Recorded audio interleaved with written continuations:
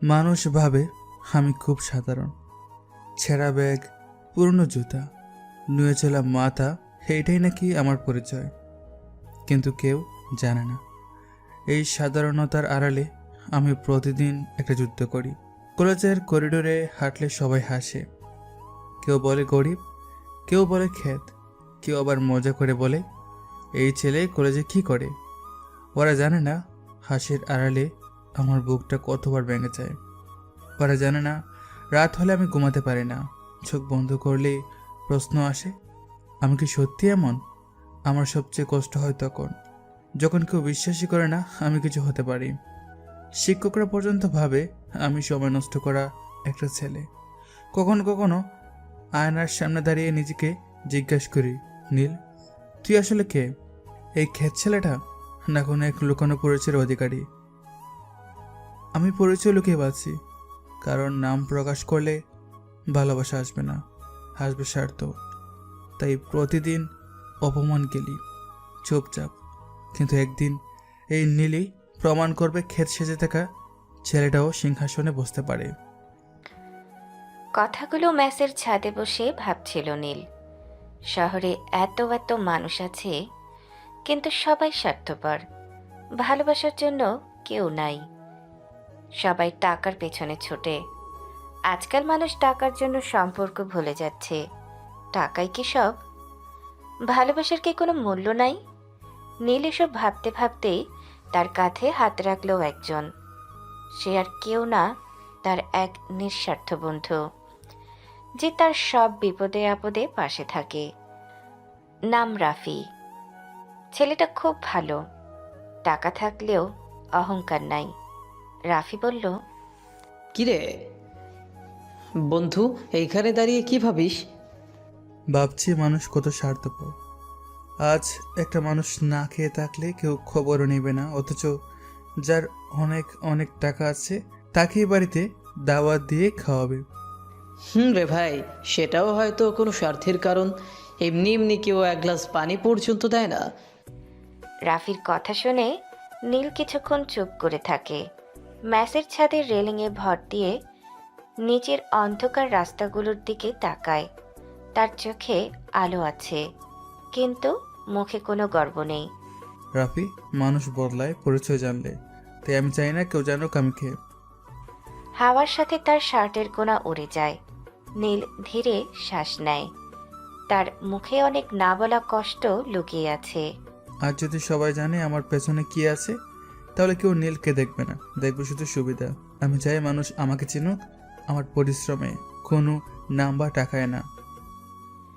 রাফি নীলের মুখের দিকে তাকিয়ে বুঝে নেয় এই ছেলেটা আলাদা। এই জন্যই রাফির ওকে এত পছন্দ। ঠিক বলছিস। ক্ষেত থাকলেও তোর ভেতরে আগুন আছে। একদিন সবাই বুঝবে, কিন্তু তোর নাম দিয়ে না, তোর কাছ দিয়ে।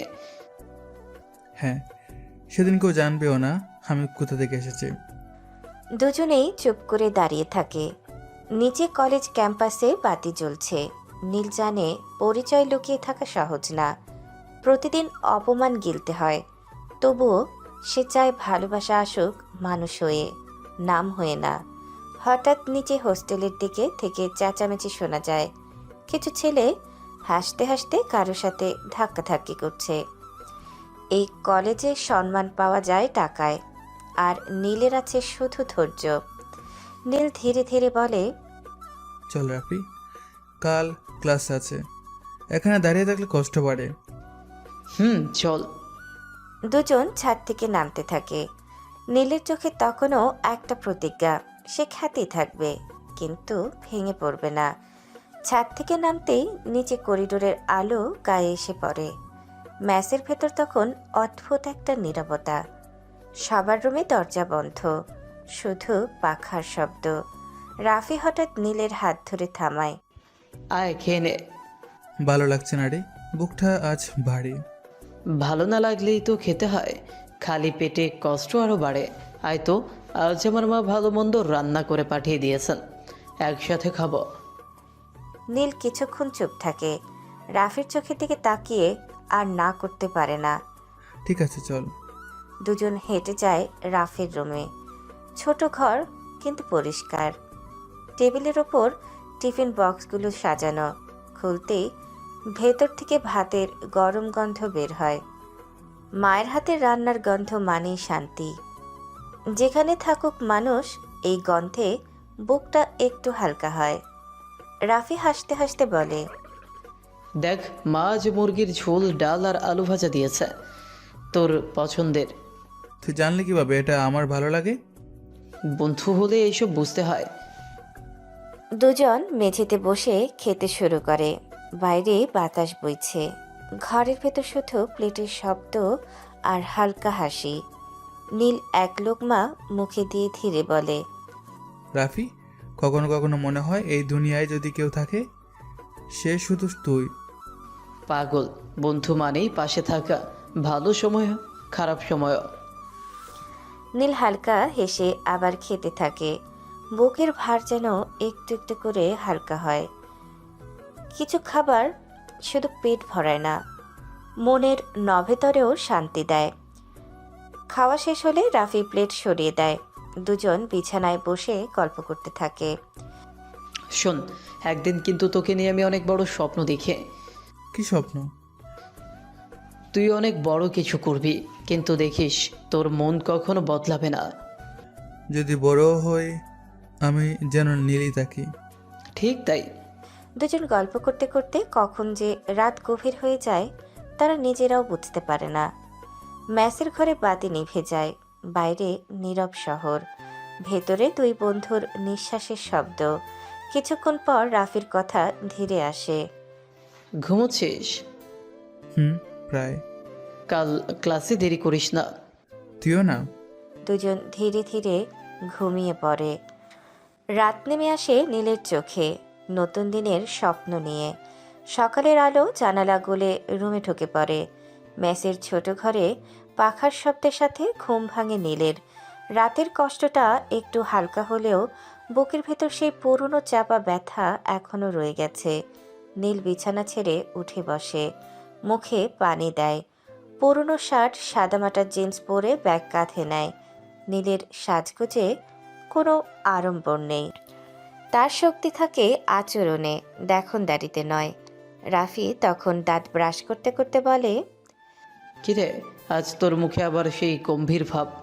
কিছু না রে, চল কলেজে যাই। দুজন একসাথে ম্যাচ থেকে বের হয়। রাস্তায় সকালের ব্যস্ততা, বাসের শব্দ, মানুষের কোলাহল। কলেজের গেট পেরোতেই চারপাশে ছাত্রছাত্রীদের ভিড়।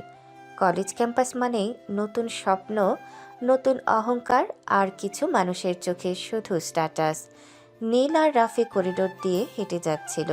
হঠাৎ সামনে থেকে দ্রুত পায়ের শব্দ, টক টক টক।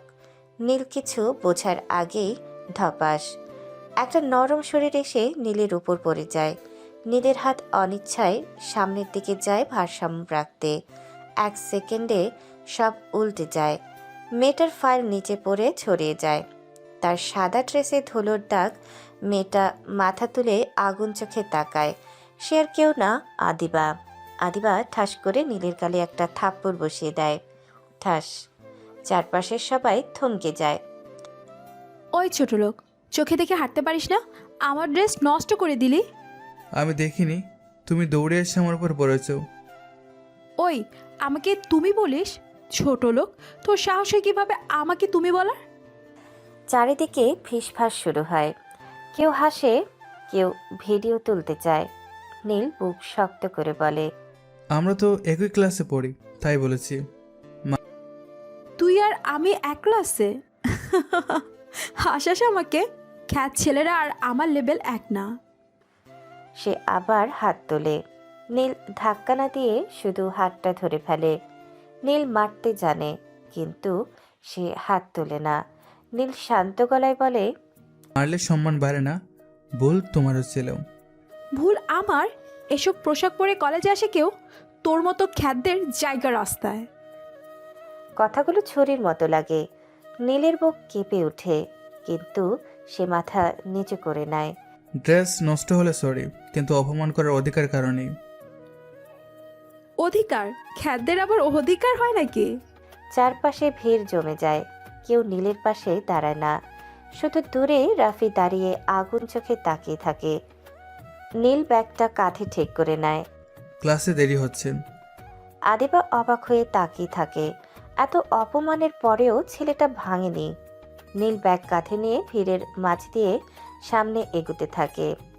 পেছনে ফেলে আসতে চায়, অপমান চায় না আরেকটা অপ্রয়োজনীয় ঝামেলা।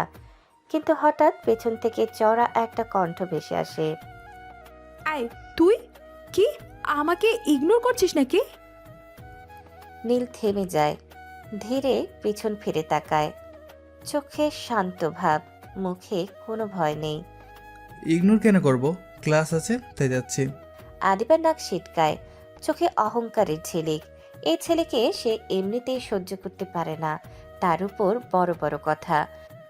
ও ক্লাস আছে, একটু পড়া ভালো পারিস বলে এত অহংকার তোর? সে নীলের দিকে এক পা এগিয়ে আসে। চারপাশে স্টুডেন্টরা থমকে তাকায়। তোর যে জামা কাপড়, তোকে তো কলেজে ঢুকতেই দেওয়া উচিত না। কথাগুলো বাতাস কাঁপিয়ে দেয়। নীলের বুকের ভেতর কিছু একটা কেটে যায়। অপমান সহ্য করা সহজ না, কিন্তু নীল শিখে গেছে আগুনে আগুন দিলে নিজেই পুড়ে যেতে হয়।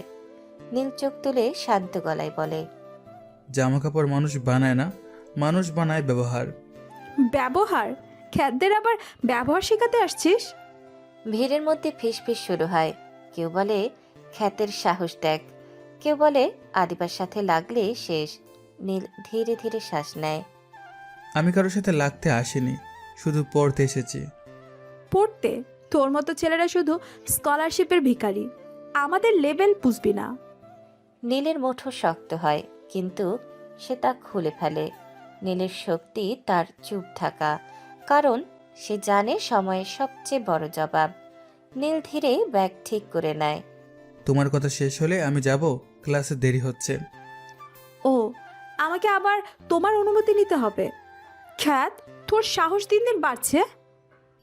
সাহস না থাকলে অপমান সহ্য করা যায় না। আদিবা এক মুহূর্ত চুপ করে থাকে। এত শান্ত উত্তর সে আশা করেনি। চারপাশে সবাই তাকিয়ে আছে, কিন্তু কেউ জানে না এই শান্ত ছেলেটার ভিতরে কত বড় ঝড় লুকিয়ে। নীল ধীরে ঘুরে হাঁটা শুরু করে। পেছনে পড়ে থাকে আদিবার অহংকার, সামনে এগিয়ে যায় নীলের নীরব আত্মসম্মান। নীল ভিড়ের মাঝ দিয়ে সামনে চলে যায়। তার পেছনে পড়ে থাকে ফিসফাস হাসাহাসি আর ক্যামেরার ঝিলিক। কিন্তু সামনে দাঁড়িয়ে থাকে আদিবা, স্থির অথচ ভেতরে ভেতরে জ্বলতে থাকা আগুন। তার বুক ওঠানামা করছে, হাত দুটো শক্ত হয়ে মুঠো বেঁধে আছে। ঠিক তখন আদিবার পাশে এসে দাঁড়ায় তার বান্ধবী। চোখে তাচ্ছিল্য, ঠোঁটে পাকা হাসি। কিরে আদিবা, তোর মতো বড় লোককে অপমান করলো এই খ্যাত? ছি ছি, আজ তো তোর মান সম্মানই শেষ। কথাগুলো কানে যেতেই আদিবার ভেতরের আগুন যেন বিস্ফোরণ হয়ে ওঠে। তার চোখ লাল হয়ে যায়, ঠোঁট কাঁপে রাগে। শেষ, আমার মান সম্মান শেষ। সে দাঁত কামড়ে ধরে। নীলের চলে যাওয়ার দিকে তাকায়, রাগে তার গা জ্বলে যাচ্ছে।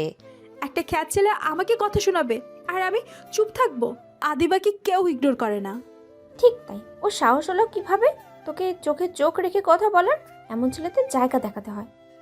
কিছু কথা শুধু আগুন লাগায়, আর আদিবার ভেতরে আগুন লাগলে সে থামে না। আদিবা ব্যাগটা কাঁধে ঝাঁকিয়ে নেয়, হাঁটার ভঙ্গি বদলে যায়। চোখে এখন শুধু জেদ। আজ ক্লাসে ওকে বুঝিয়ে দেব, খ্যাত আর আদিবার লেভেল এক না। দেখিস, আজ সবাই বুঝবে আদিবার সাথে লাগলে ফল ভালো হয় না। আদিবা ঠোঁট পাকায়, তার চোখে প্রতিশোধের ঝিলিক। ওরা জানে না অহংকার দিয়ে শুরু হওয়া যুদ্ধ শেষ হয় হৃদয় ভেঙে। আদিবা দ্রুত পা বাড়ায় ক্লাসরুমের দিকে। ক্লাসরুমের সামনে ভিড় জমে গেছে। ঘন্টা পড়তে আর দেরি নেই। ছাত্রছাত্রীরা হাসছে, কথা বলছে, কেউ মোবাইল ঘাঁটছে। নীল শেষ বেঞ্চের দিকে গিয়ে চুপচাপ বসে পড়ে, ব্যাগটা পায়ের পাশে রাখে, চোখ জানালার বাইরে। নীল কখনো সামনে বসতে চায় না, কারণ সামনে মানেই নজর, আর নীল নজরে থাকতে পছন্দ করে না। কিছুক্ষণ পর দরজার কাছে হইচই, টক টক টক। হাই হিলের শব্দে অনেকেই ফিরে তাকায়। ক্লাসরুমে ঢুকছে আদিবা। স্টাইলিশ ড্রেস, খোলা চুল, চোখে অহংকার। তার সাথে বান্ধবীরা আদিবার ঢুকেই একবার চারপাশে তাকায়। তার চোখ থেমে যায় শেষ বেঞ্চে। নীলের দিকে আদিবার ঠোঁট বেঁকে যায়। খ্যাটটা এখানে বসে আছে। আজ কিন্তু ছাড়বি না। আদিবা ধীরে ধীরে হেঁটে নীলের পাশের বেঞ্চে বসে পড়ে। চেয়ারটা জোরে টেনে নেয়। খর শব্দে নীল চোখ তোলে। নীল বুঝে যায় ঝড়টা আবার শুরু হতে যাচ্ছে। আদিবা ব্যাগ খুলে বই বের করতে করতেই বলে, আই খ্যাত, এত চুপ কেন? সকালে তো বড় বড় কথা বলছিলি। ক্লাসে কথা কম, পড়া বেশি। ও, পড়া শিখিয়ে দিচ্ছিস? তোর মতো ছেলের কাছ থেকে লেকচার নিতে হবে নাকি আমাকে এখন? নীল বই খুলে নেয়, কোনো উত্তেজনা দেখায় না। নীলের নীরবতাই আদিবার সবচেয়ে বড় শত্রু। ঠিক তখন দরজা খুলে যায়। ক্লাসে ঢোকেন sir. Good morning student. Good morning sir. Sir বোর্ডে লেখা শুরু করেন। ক্লাস শুরু হয়ে যায়, কিন্তু আদিবার চোখ পড়ে আছে নীলের ওপর। কিছুক্ষণ পর স্যার হঠাৎ ঘুরে বলেন, আজ একটা ছোট্ট টেস্ট নেব, দেখি কে কতটা বুঝেছে। এখন আবার টেস্ট? স্যার খাতা বিলাতে থাকেন। নীল শান্তভাবে কলম ধরে, মুখে কোনো ভয় নেই। প্রশ্নপত্র পেয়ে আদিবার চোখ বড় করে। কিছুই ঠিকমতো বুঝে না। আদিবা মনে মনে বলে, দূর। আর নীল প্রশ্ন পেতেই লেখা শুরু করে দেয়। কলম থামে না। খ্যাত ছেলেটার মাথার ভেতর আছে আগুনের মতো মেধা। সময় শেষ। স্যার বলেন, যার হয়ে গেছে জমা দাও। নীল সবার আগে খাতা তুলে দেয়। আদিবা অবাক হয়ে তাকিয়ে থাকে। আদিবার বুকের ভেতর অজানা একটা খোঁচা লাগে। আদিবা ফিসফিস করে বলে, এত ভাব নাকি সত্যি পারে? নীল কোনো কথা বলে না। আজ আদিবার অহংকারের প্রথম ছোট্ট একটা ফাটল ধরেছে। ঘণ্টাখানেক পর ক্লাসরুম আবার গমগম করে ওঠে। স্যার হাতে খাতা নিয়ে ঢুকছেন, মুখে গম্ভীর ভাব। টেস্টের রেজাল্ট মানেই কিছু মানুষের হাসি আর কিছু মানুষের অহংকারে আঘাত। স্যার বোর্ডের সামনে দাঁড়িয়ে বলেন, আজকে টেস্টে একজন খুব ভালো করেছে, প্রায় ফুল মার্কস। ক্লাসে ফিসফিস শুরু হয়। সবাই এদিক ওদিক তাকায়। স্যার একটু থেমে নাম বলেন। নীল। এক মুহূর্ত নীরবতা। তারপর হঠাৎ শোরগোল। কেউ অবাক, কেউ বিশ্বাস করতে পারে না। রাফি পেছন থেকে হেসে নীলের পিঠে চাপড় দেয়। দেখলি? নীল শুধু হালকা হাসে। নীলের মুখে অহংকার নেই, আছে শুধু শান্ত আত্মবিশ্বাস। কিন্তু সামনে বসে থাকা আদিবার মুখ কালো হয়ে যায়। হাতের কলম শক্ত করে ধরে। হঠাৎ সে দাঁড়িয়ে পড়ে। স্যার, স্যার তাকান। কি আদিবা? নীল হয়তো নকল করেছে। ক্লাসে আবার গুঞ্জন। সবার চোখ নীলের দিকে। নীলের বুক কেঁপে ওঠে, তবুও সে চুপ থাকে। স্যারের কণ্ঠ হঠাৎ কড়া হয়ে যায়। চুপ করো। একে তো তুমি নিয়মিত পড়াশোনা করো না, ওর অন্যের মেধাকে অপমান করো। নীলের খাতা আমি নিজে দেখেছি, প্রতিটা লাইন পরিষ্কার, এখানে নকলের কোনো সুযোগই নেই। স্যারের কথায় যেন বাজ পড়ল আদিবার অহংকারে। ক্লাসের পেছন থেকে হালকা হাসির শব্দ ওঠে, হি হি। তারপর কয়েকজন আর চেপে রাখতে পারে না। কেউ বলে, উফ, খ্যাত নাকি টপার। কেউ ফিসফিস করে, আদিবার আজ 12টা বেজে গেছে। হাসাহাসি ছড়িয়ে পড়ে পুরো ক্লাসে। আদিবার চোখে পানি জমে ওঠে রাগে আর লজ্জায়। হাত দুটো কাঁপে। অহংকার যখন ভেঙে পড়ে, মানুষ তখন সবচেয়ে বেশি কষ্ট পায়। আদিবা দাঁড়িয়ে থাকতে পারে না, চেয়ারে বসে পড়ে। আদিবা মনে মনে বলে, খ্যাত ছেলে আমাকে অপমান করলো। কিন্তু আদিবার চোখ বইয়ে নেই। চোখ আটকে আছে নীলের ওপর।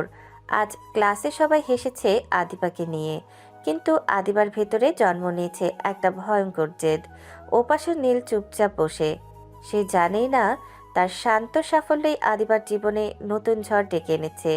ঘন্টা পড়তেই ক্লাসরুমে হইচই শুরু হয়ে যায়। চেয়ারে ঠেলা, ব্যাগ ভরা কথা আর হাসির শব্দে ভরে ওঠে পুরো রুম। ক্লাস শেষ মানেই মুক্তি, কিন্তু কারো কারোর জন্য এটাই হয় নতুন ঝামেলার শুরু। নীল ধীরে খাতা গুছিয়ে ব্যাগে ভরে। কোনো তাড়াহুড়া নেই। সে জানে শান্ত থাকলে সম্মান বাঁচে। রাফি পাশ থেকে ফিসফিস করে, ভাই, আজ তুই আগুন লাগিয়ে দিয়েছিস। আগুন আমি লাগাইনি, সময় লাগিয়েছে। দুজন বের হতে নেয় করিডোরের দিকে।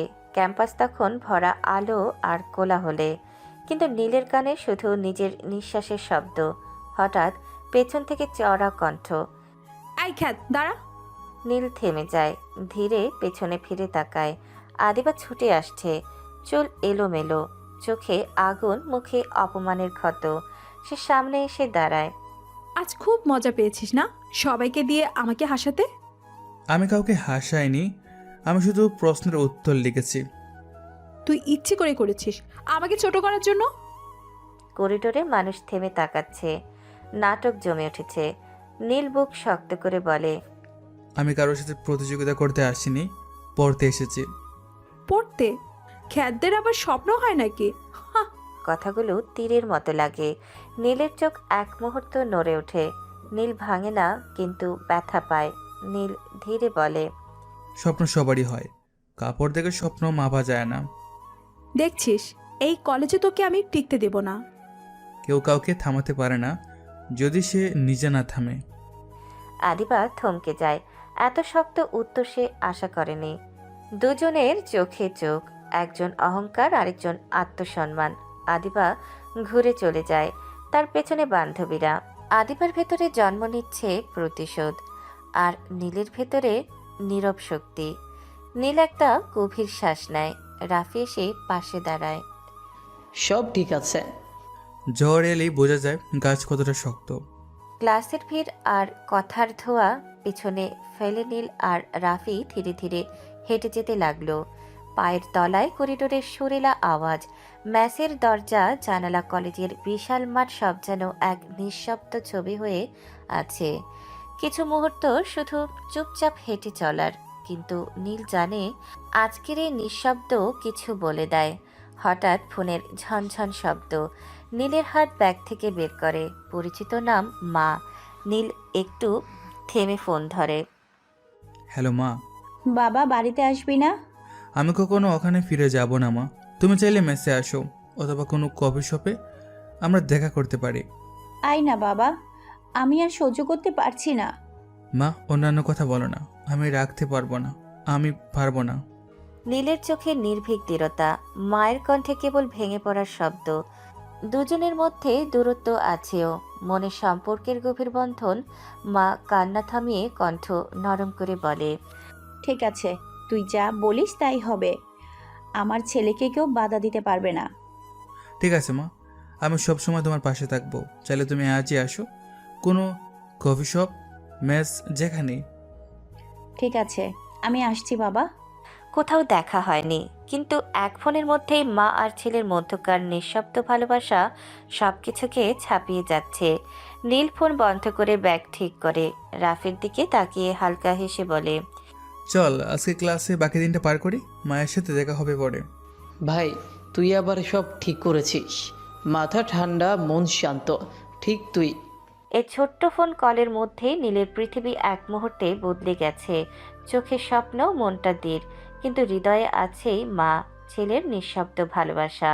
বিকেলের আলো তখন ধীরে ধীরে নরম হয়ে এসেছে। ম্যাচের সামনে কয়েকজন ছাত্র গল্প করছে, কেউ চা খাচ্ছে, কেউ মোবাইলে ব্যস্ত। হঠাৎ রাস্তায় একটা গাড়ির শব্দে থেমে যায়।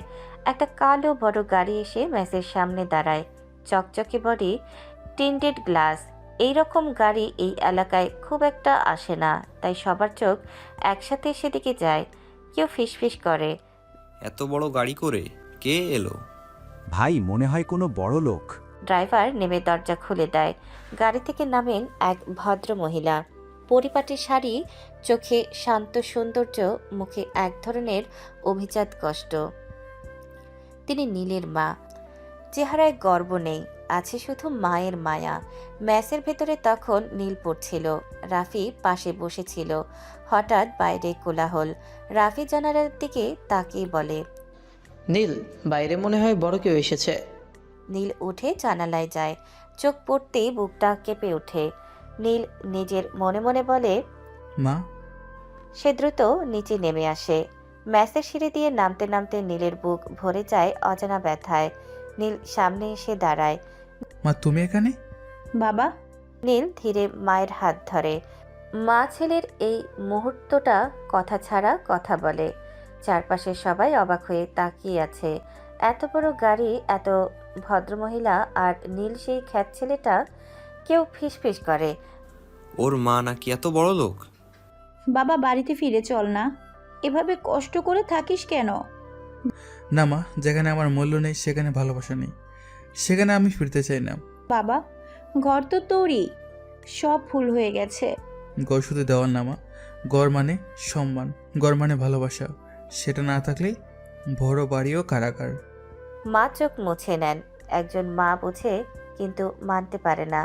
মা ধীরে বলেন, আমি সারাদিন তোর সাথে থাকতে চাই, তোকে দেখবো, তোর কষ্ট বুঝবো। থাকো মা, এই ম্যাচটাই আজ আমার ঘর। মা রুমে ওঠেন। ছোট্ট ঘর, সাধারণ বিছানা, পুরনো টেবিল। এত বড় বাড়ির মানুষ আজ ছোট মেসে বসে আছেন, কিন্তু মুখে কোনো ঘৃণা নেই। মা নীলের বিছানায় বসে বলেন, তুই এখানে কিভাবে থাকিস বাবা? মানিয়ে নিয়েছে মা, মানুষ মানলে সব জায়গায় ঠিক। আন্টি, নীল খুব ভালো ছেলে, সবাইকে সাহায্য করে। তুই ওর ভালো বন্ধু, তাই না? জি আন্টি। সময় কেটে যায় কথা চা গল্পে। মা সারাদিন মেসে থাকেন, নীলের পড়া দেখেন, ওর খাবার জোগাড় করেন। বিকেল গড়িয়ে সন্ধ্যা, মা উঠে দাঁড়ান। এখন আমাকে যেতে হবে বাবা, এত তাড়াতাড়ি? আবার আসবো। নীল মায়ের হাত ধরে নিচে নামায়। মেসের সবাই আবার তাকিয়ে থাকে সেই বড় গাড়ির দিকে। গাড়ির সামনে মা দাঁড়িয়ে নীলের কপালে হাত রাখেন। নিজেকে যত্নে রাখিস বাবা। তুমিও মা? মা গাড়িতে ওঠেন। ড্রাইভার দরজা বন্ধ করে। গাড়ি ধীরে দূরে সরে যায়। নীল দাঁড়িয়ে থাকে অনেকক্ষণ, মায়ের গাড়ি চোখের আড়াল না হওয়া পর্যন্ত। রাফি পাশে এসে দাঁড়ায়। নীল। মা থাকলে মানুষ শক্ত দেখে। রাফি ধীরে ধীরে নীলের রুমে ঢুকে পড়ে। নীল চুপচাপ জানালার পাশে বসে খাতা দেখছিল। তুই তো কখনো বলিস নাই তুই এত বড় লোক। আমি নিজের পরিচয় দিতে চাই না। আমি চাই যে কেউ আমাকে ভালোবাসবে, সে আমাকে আমার মতো গরিব খেত ছেলে হিসেবে ভালোবাসুক। রাফি থেমে যায়, চোখ বড় করে তাকায়, তারপরে হেসে ফিসফিস করে বলে, ঠিক আছে ভাই, তুই আসলেই সেরা। রাফি চলে গেলে নীল আবার তার খাতার দিকে ফিরে যায়। কিন্তু ম্যাসের বাকি ছেলেরা তখন জানালা দিয়ে দেখছে। ম্যাসের ছেলেরা একে অপরের দিকে ফিসফিস করে বলে, ওই মহিলা কে নীল? আমার আত্মীয়। ছেলেদের হাসি বের হয়ে আসে। কেউ একে অপরকে টেনে বলে, তোর মতো ভিখারির এত বড় লোক আত্মীয় কিভাবে? কেউ আবার থামতে পারে না। সবাই একসাথে হাসতে লাগলো। ম্যাসের প্রতিটি কোণে হাসির সুর, ছেলেদের চোখে অবাক হওয়া হাসি আর ফিসফিসি। ভাই, সত্যিই অদ্ভুত। খ্যাত ছেলেটার এত বড় আত্মীয়? নীল শুধু চুপচাপ বসে আছে, মুখে কোনো অহংকার নেই, চোখে শুধু শান্ত ভাব। সব হাসি, সব ফিসফিসি, সব অবাক চোখের মাঝেও নীলের মন শান্ত, কারণ সে জানে যে মানুষকে ভালোবাসা আসবে, সে কখনো পরিচয়ের পেছনে দৌড়াবে না। রাফি জানালা দিয়ে আঙুল তুলে হাসে। ভাই, আজ তুই পুরো ম্যাচে হইচই। ঠিক আছে রাফি, আমার শান্তি থাকলে অন্য সব তুলে দেওয়া।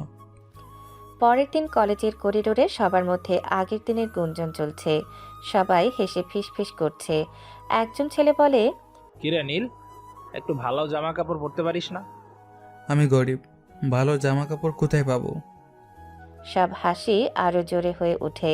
কেউ মোবাইলে ছবি তুলছে, কেউ কপির খাতায় লিখছে, কিন্তু নীল যেন থেমে নেই, মুখে শান্তি, চোখে আত্মসম্মান। ঠিক তখন আদিবা এসে হাজির, চুল বাঁধা, চোখে আগুন। জামা কাপড় নাই, মুখে তো বড় বড় কথা ঠিকই আছে তোর, সবাইকে অপমান করতে ছাড়িস না। আমি কাউকে অপমান করিনি, শুধু সত্য বলছি। আদিবা হাঁটতে হাঁটতে এগিয়ে আসে, চোখে রাগ, বুক ভরে অহংকার। সত্যি বলবি কি, আমাকে দেখে ক্লাসে সবাই হেসেছে তোর জন্য? ভালো জামা কাপড় নেই, কোথায় সাহস আসে এত অপমান করার সাহস? করিডোরে শান্তি ভেঙে যায়। সব ছাত্রছাত্রীরা দাঁড়িয়ে একে অপরের দিকে তাকাচ্ছে, কেউ কিছু বলতে পারে না। নীল হালকা হাসে, কিন্তু চোখে অদ্ভুত শীতলতা। অপমান না, আমি শুধু নিজেকে রক্ষা করি, আর যাদের মান অভিমান নেই তাদের রাগের ফোয়ারা আমার শান্তি হারাতে পারবে না। খ্যাত ছেলেটা, আজকে দেখলাম তুই কি সত্যি চুপচাপ থাকতে পারিস? না, তুই আবার প্রমাণ করতে চাইছিস আমার অহংকারের সামনে তুই শক্ত। সবার চোখে এখন নীল আর আদিবার দিকে। শান্ত নীলের মুখে কথাগুলো যেন আগুনের ঝিলিক। আদিবার আগুনের সঙ্গে মিলছে নীলের নীরব শক্তি। রাফির পেছন থেকে ফিসফিস করে বলে, ভাই আজ আবার ঝড় লাগতে চলেছে। যেখানে সত্যি শক্তি আছে সেখানে ঝড়ই আসবে। দিনের শেষ ঘন্টা শেষ হয়ে গেল। কলেজের ঘন্টা বাজতেই করিডোরে ছাত্রছাত্রীদের ভিড়। সবার ব্যাগ হাতে সবাই হৈ হৈ করে চলে যায়। ক্লাস শেষে নীলের পেছনে কোনো জড়তা নেই। কেউ হাসছে, কেউ ফিসফিস করছে, কেউ আবার আগের দিনের গুঞ্জনে ব্যস্ত। কিন্তু নীলের মন অন্য জায়গায়। আজকের লক্ষ্য একটাই, পড়াশোনার খরচ চালানোর জন্য পার্ট টাইম জব খোঁজা। নীল ব্যাগ ঠিক করে রাফির দিকে তাকিয়ে বলে, রাফি, আজ সন্ধ্যার পর আমি একটু বের হব। মেসের খরচ আর কলেজের ফি নিজে চালাতে হবে, কাজ খুঁজে নিতে হবে। ভাই সব ঠিক আছে, তুই পারবি। নীল জানে নিজের জন্য লড়াই করা মানেই তার গর্ব, নিজেকে প্রমাণ করা মানেই আত্মসম্মান। হেঁটে চলে শহরের দিকে, পায়ে ধুলো মাথায় স্বপ্ন। এত বড় শহরে কোথায় কাজ পাওয়া যাবে, কোথায় সেই সুযোগ? কিন্তু নীল থেমে থাকে না। একটা রেস্টুরেন্টের সামনে পৌঁছায়। গরম আলো, ভাজা খাবারের সুবাস, কর্মীরা ব্যস্ত। নতুন মুখে চোখ পড়ে মালিকের।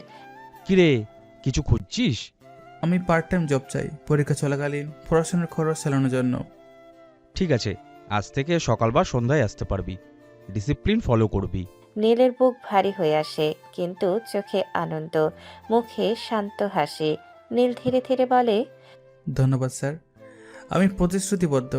এবার আর কিছু নেই, শুধু কাজ আর পড়াশোনার যুদ্ধ।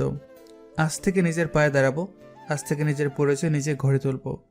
ধন আর পরিচয় নয়, শুধু নিজের পরিশ্রম, নিজের দক্ষতা, নিজের মনোবল। রেস্টুরেন্টের দরজা বন্ধ হলে শহরের রাতের আলোতে নীলের চোখে একটা অদ্ভুত দীপ্তি। শুধু রোজগারের জন্য নয়, নিজের আত্মসম্মান, নিজের স্বপ্ন আর ভালোবাসার জন্য নীল আজ লড়বে। পরের দিন সকাল। কলেজের করিডোরে আগের দিনের গুঞ্জন এখনো ফিসফিস করছে। ছাত্রছাত্রীদের চোখে আগের দিনের বিস্ময়, হেসে ফিসফিসি আরেকটু কৌতূহল। ক্লাস শুরু হওয়ার আগে নীল নিজে হালকা ধকল নিয়ে রুম থেকে বের হয়। আজকের লড়াই কেবল বইয়ের নয়, আদিবার সাথে নতুন মুখোমুখি সংঘাত অপেক্ষা করছে। নীল ধীরে ধীরে ক্লাসে প্রবেশ করে। সবার চোখ তার দিকে। কেউ হেসে ফিসফিস করছে, খ্যাত ছেলেটা আবার টপ কুল। ওই, তুই আবার কি সাহস দেখাচ্ছিস নীল? আজকে দেখিস। আমি কোনো সাহস দেখাচ্ছি না। আদিবার রাগ আগুনের মতো ছড়িয়ে পড়েছে। সব ছাত্রছাত্রীরা তাকিয়ে আছে। ফিসি ফিসি হাসি, অবাক চোখ, সব মিলিয়ে এক চরম নাটকীয় মুহূর্ত। দেখছি তোর সেই চুপচাপ মুখের আড়ালে আবার অহংকার লুকিয়ে আছে। জানিস কি, আজকে তুই আমাকে অপমান করবি নাকি আবার? আমি কাউকে অপমান করিনি, শুধু নিজের কাজ করছি। আর যাদের অহংকার আছে তার রাগের আগুনে আমি ভয় পাবো না। খ্যাত ছেলেটা, আজকে দেখিস, আমি কখনো ভুলে যাব না। ক্লাসের সবাই এখন চুপচাপ। নীরবতা ভেঙে কিছু ছেলে মেয়ে ফিসফিসি করছে। কেউ বলতে চায়, হে চানা কোনো নাটক। ভাই আজ আবার ঝড় আসছে। এই মেয়ের প্রতিদিনকার নাটক আর ভালো লাগে না। ক্লাসে সেই সকল হাসি, অপমান, অহংকার আর শান্তির এক অদ্ভুত মিশ্রণ। আজ নীল জানে। ক্লাসরুমে আলো হালকা, জানালা দিয়ে সূর্যের আলো পড়ে খাতার উপর। ছাত্রছাত্রীরা চুপচাপ বসে আছে। আজও স্যার পড়ানোর মনোভাব জোরদার। আজকের ক্লাস সহজ হবে না, বাকি ছাত্রদের জন্য হয়তো দমিয়ে রাখার মতো, কিন্তু নীলের চোখে এক অদ্ভুত আগুন। পাঠ ধরতে তার কোনো সমস্যা নেই। স্যার ধীরে হাতে খাতা ধরে শুরু করলেন। প্রশ্নের চাপে সবাই হিমশিম। আজকে এই অধ্যায় ধরতে হবে, যে কেউ বুঝবে না। সবাই চুপচাপ, কেউ হাতে তুলতে সাহস পাচ্ছে না, কেউ চোখ নামিয়ে বসেছে। কিন্তু নীল হাত ওড়াতেই খাতা তুলে ধরে।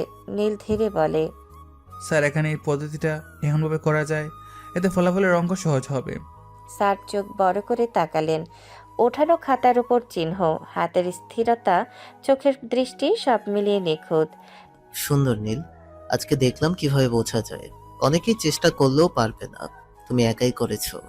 ক্লাসের নীরবতা, তারপর সাফল্যের প্রশংসা, ছাত্রছাত্রীদের চোখে বিস্ময়। কেউ চুপচাপ, কেউ ফিসফিস করে বলে।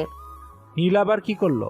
এই প্রশংসা নীলকে কিছুটা শান্ত করেছে, কিন্তু এখনো মনে আছে রেস্টুরেন্টে কাজের জন্য সময় কম, ঘন্টা শেষ। ছাত্রছাত্রী একে একে রুম থেকে বের হতে লাগলো, কেউ হেসে, কেউ ফিসফিস করে। নীল ব্যাগ দ্রুত গুছিয়ে বের হয়ে যায়, চোখে শান্তি, ধ্যানমগ্ন মন। ঠিক তখন আদিবা এগিয়ে আসে, চোখে আগুন। এত তাড়াতাড়ি করে কই যাস? চুরি করতে নাকি? না দিবা, আমার কাজ আছে। আদিবার চোখে আগুন, কিন্তু নীলের ধীরে আত্মবিশ্বাসী গতি কোনো জবাব ছাড়াই কথা বলে দিচ্ছে। আদিবা আরও এক ধাপ এগিয়ে আসে। কাজ? তুই কি সত্যি কিছু করেছিস নীল? হ্যাঁ, যেখানে দায়িত্ব আছে আমি সেই পথে হেঁটে চলি। তোর পরিবারে কেউ নেই যে তোর কাজ করতে হবে? নীল ধীরে তার দিকে তাকায়, চোখে অদ্ভুত শান্তি, মুখে অল্প হালকা হাসি। সবাই থাকতেও নেই। আদিবা একটু থেমে যায়, এত সরল, এত শান্ত, কিন্তু কথায় অদ্ভুত রহস্য লুকানো। তুই সবসময় রহস্য করিস কেন? আমার জীবনটাই রহস্য। এভাবে বলে ধীরে ধীরে তার পথ ধরল। মুখে কোনো অহংকার নেই, শুধু ধীরে আত্মবিশ্বাসী ধাপ। আদিবা কিছুক্ষণ স্থির দাঁড়িয়ে থাকে, মাথা কাত করে চোখের দূরত্বে তাকিয়ে বলে। এই ছেলে সত্যি রহস্যজনক। কলেজের করিডোরে নিস্তব্ধতা, ছাত্রছাত্রীরা চলে গেছে, কিন্তু আদিবার চোখে এখনো নীলের রহস্যময় প্রতিচ্ছবি। আদিবা আর তার বান্ধবী কলেজের বাইরে হাঁটছে, হাওয়ায় একটু ঠান্ডা, রোদ ধীরে ছন্দে হারিয়ে যাচ্ছে। বান্ধবী হেসে ফিসফিস করে বলে। চল রে আদিবা, অনেকদিন বাইরে কিছু খাইনি, আজ রেস্টুরেন্টে যাই, কিছু মজা করে খাই। আচ্ছা। দুইজন রেস্টুরেন্টের দিকে এগোতে লাগলো। দূর থেকে টেবিল সাজানো, গরম আলো আর সুবাসিত খাবারের গন্ধ। মাঝে মধ্যে অতিথিরা হাসছে, ব্যস্ত। তারা এক টেবিলে বসলো, ওয়েটার এসে মুখে হাসি নিয়ে নোট নিচ্ছে। আমরা একটু অর্ডার দিই। মালিকের পিঠের পেছনে নীল দাঁড়িয়ে আছে। খাবার দেওয়া, অর্ডার নেওয়ার মধ্যে চোখে অদ্ভুত শান্তি, তার চোখে সামান্য হাসি। আপনারা কি অর্ডার দিতে চান? ও, তুই কি রেস্টুরেন্টে কাজ করিস? হ্যাঁ, আজ থেকে শুরু। বান্ধবী এবং আদিবা একে অপরের দিকে তাকায়, মুখে হাসি, চোখে বিস্ময়। আদিবা হাত ধরে মুখ লাল, হেসে ফিসফিস করে বলে। সে কি আমাদের ক্লাসমেট হয়ে সাধারণ রেস্টুরেন্টে জব করে? হাস্যকর ব্যাপার। আদিবার রাগ আর অবাক হওয়া একসাথে। কলেজের মান সম্মান তার চোখে কিছুটা ভেঙে যাচ্ছে, কিন্তু নীল মুখে শান্তি, চোখে দৃঢ়তা। নীল ভদ্রভাবে হালকা হাসি দিয়ে বলে। যেখানে স্বপ্ন আছে সেখানে কাজটা বড় নয়, মান সম্মান নিজের পরিশ্রম করে হয়, কেউ বড় পরিচয় দিয়ে দেয় না। আদিবা কিছুক্ষণ স্তম্ভিত হয়ে নীলের দিকে তাকালো, হাসি ও রাগের মিশ্রণ। আজ তার চোখে এক নতুন বিস্ময়। এই ছেলে সত্যি রহস্যজনক। রেস্টুরেন্টের ছোট টেবিলে নীল খাবার বিলি করে, ছেলেমেয়েরা হেসে ফিসফিস করছে। রেস্টুরেন্টের দরজা থেকে বের হয়ে তারা হালকা হাওয়া ভেতরে ঢুকলো। সন্ধ্যার আলো ধীরে মেঝেতে পড়ছে। কলেজের রং, রেস্টুরেন্টের সুবাস আর শহরের ব্যস্ততা মিলিয়ে এক অদ্ভুত আবহ। আদিবা, নীল ছেলেটা সত্যি অন্যরকম। এত গরিব হয়েও পড়াশোনা এত ভালো, আর নিজে নিজে কাজ করে পড়ার খরচও চালায়। আসলে অনেক কষ্টই করছে। আদিবা হালকা মাথা নেড়ে দাঁড়িয়ে আছে, মুখে আগুন, চোখে রহস্যময় বিস্ময়। নীলকে সে ভেবেছে শুধু ক্লাসের অহংকারী ঠান্ডা ছেলে, কিন্তু আজ দেখছে অন্য চেহারা। ওর মধ্যে এমন কিছু আছে যা আমরা বুঝতে পারছি না। বান্ধবী কিছুক্ষণ চুপচাপ, তার চোখে আবার বিস্ময়, আবার কৌতূহল। হয়তো আমরা কখনো পুরো সত্যটা জানবো না, কিন্তু আজকে দেখলাম ও নিজের জীবনে নিজের মতোই সাজাচ্ছে। ক্লাসের অহংকার, রেস্টুরেন্টের কাজ, সব মিলিয়ে এক অদ্ভুত শক্তি। আদিবা এবার সে বুঝল নীল শুধু সাধারণ খ্যাত ছেলে নয়, একটি রহস্যময় জীবন, এক অদ্ভুত মান অভিমান আর আত্মসম্মানের শীর্ষে দাঁড়িয়ে আছে। এই ছেলে সত্যি অন্যরকম, আর তার ভেতরে এমন কিছু আছে যা আমাদের চোখে দেখার নয়। আমরা যতটা ভাবি তার চেয়েও বেশি শক্তি আছে ওর ভেতরে। হয়তো আমাদের পড়াশোনার ঝামেলা, ক্লাসের গুজব সবই ছোট, কিন্তু ওর জীবন এত বড় এবং কঠিন। হ্যাঁ, ওর মধ্যে সত্যি কিছু আছে যা আমাদের বুঝবার নয়। রেস্টুরেন্টের আলো ম্লান হয়ে আসে। হোটেল রোড ধরে নীল ধীরে ধীরে মেসের দিকে ফিরে আসে। পায়ের ধুলো আর ক্লান্তির নিঃশ্বাস, কিন্তু চোখে শান্তি আর মনোবল। মেসে ঢুকে রাফির দিকে তাকালো। রাফি উঠে দাঁড়িয়ে, চোখে মিশ্র অনুভূতি, দৃষ্টি ভরা কৌতূহল, বন্ধুদের জন্য গর্ব আর সামান্য চিন্তা। আজ তোর অনেক কষ্ট হয়েছে তাই না? সকাল থেকে কাজ, কলেজের ক্লাস আর রেস্টুরেন্ট। কষ্ট ছাড়া জীবন নেই, আর কষ্ট মানে সফলতা। যে কাজেই মন দেই সে কাজেই পূর্ণতা।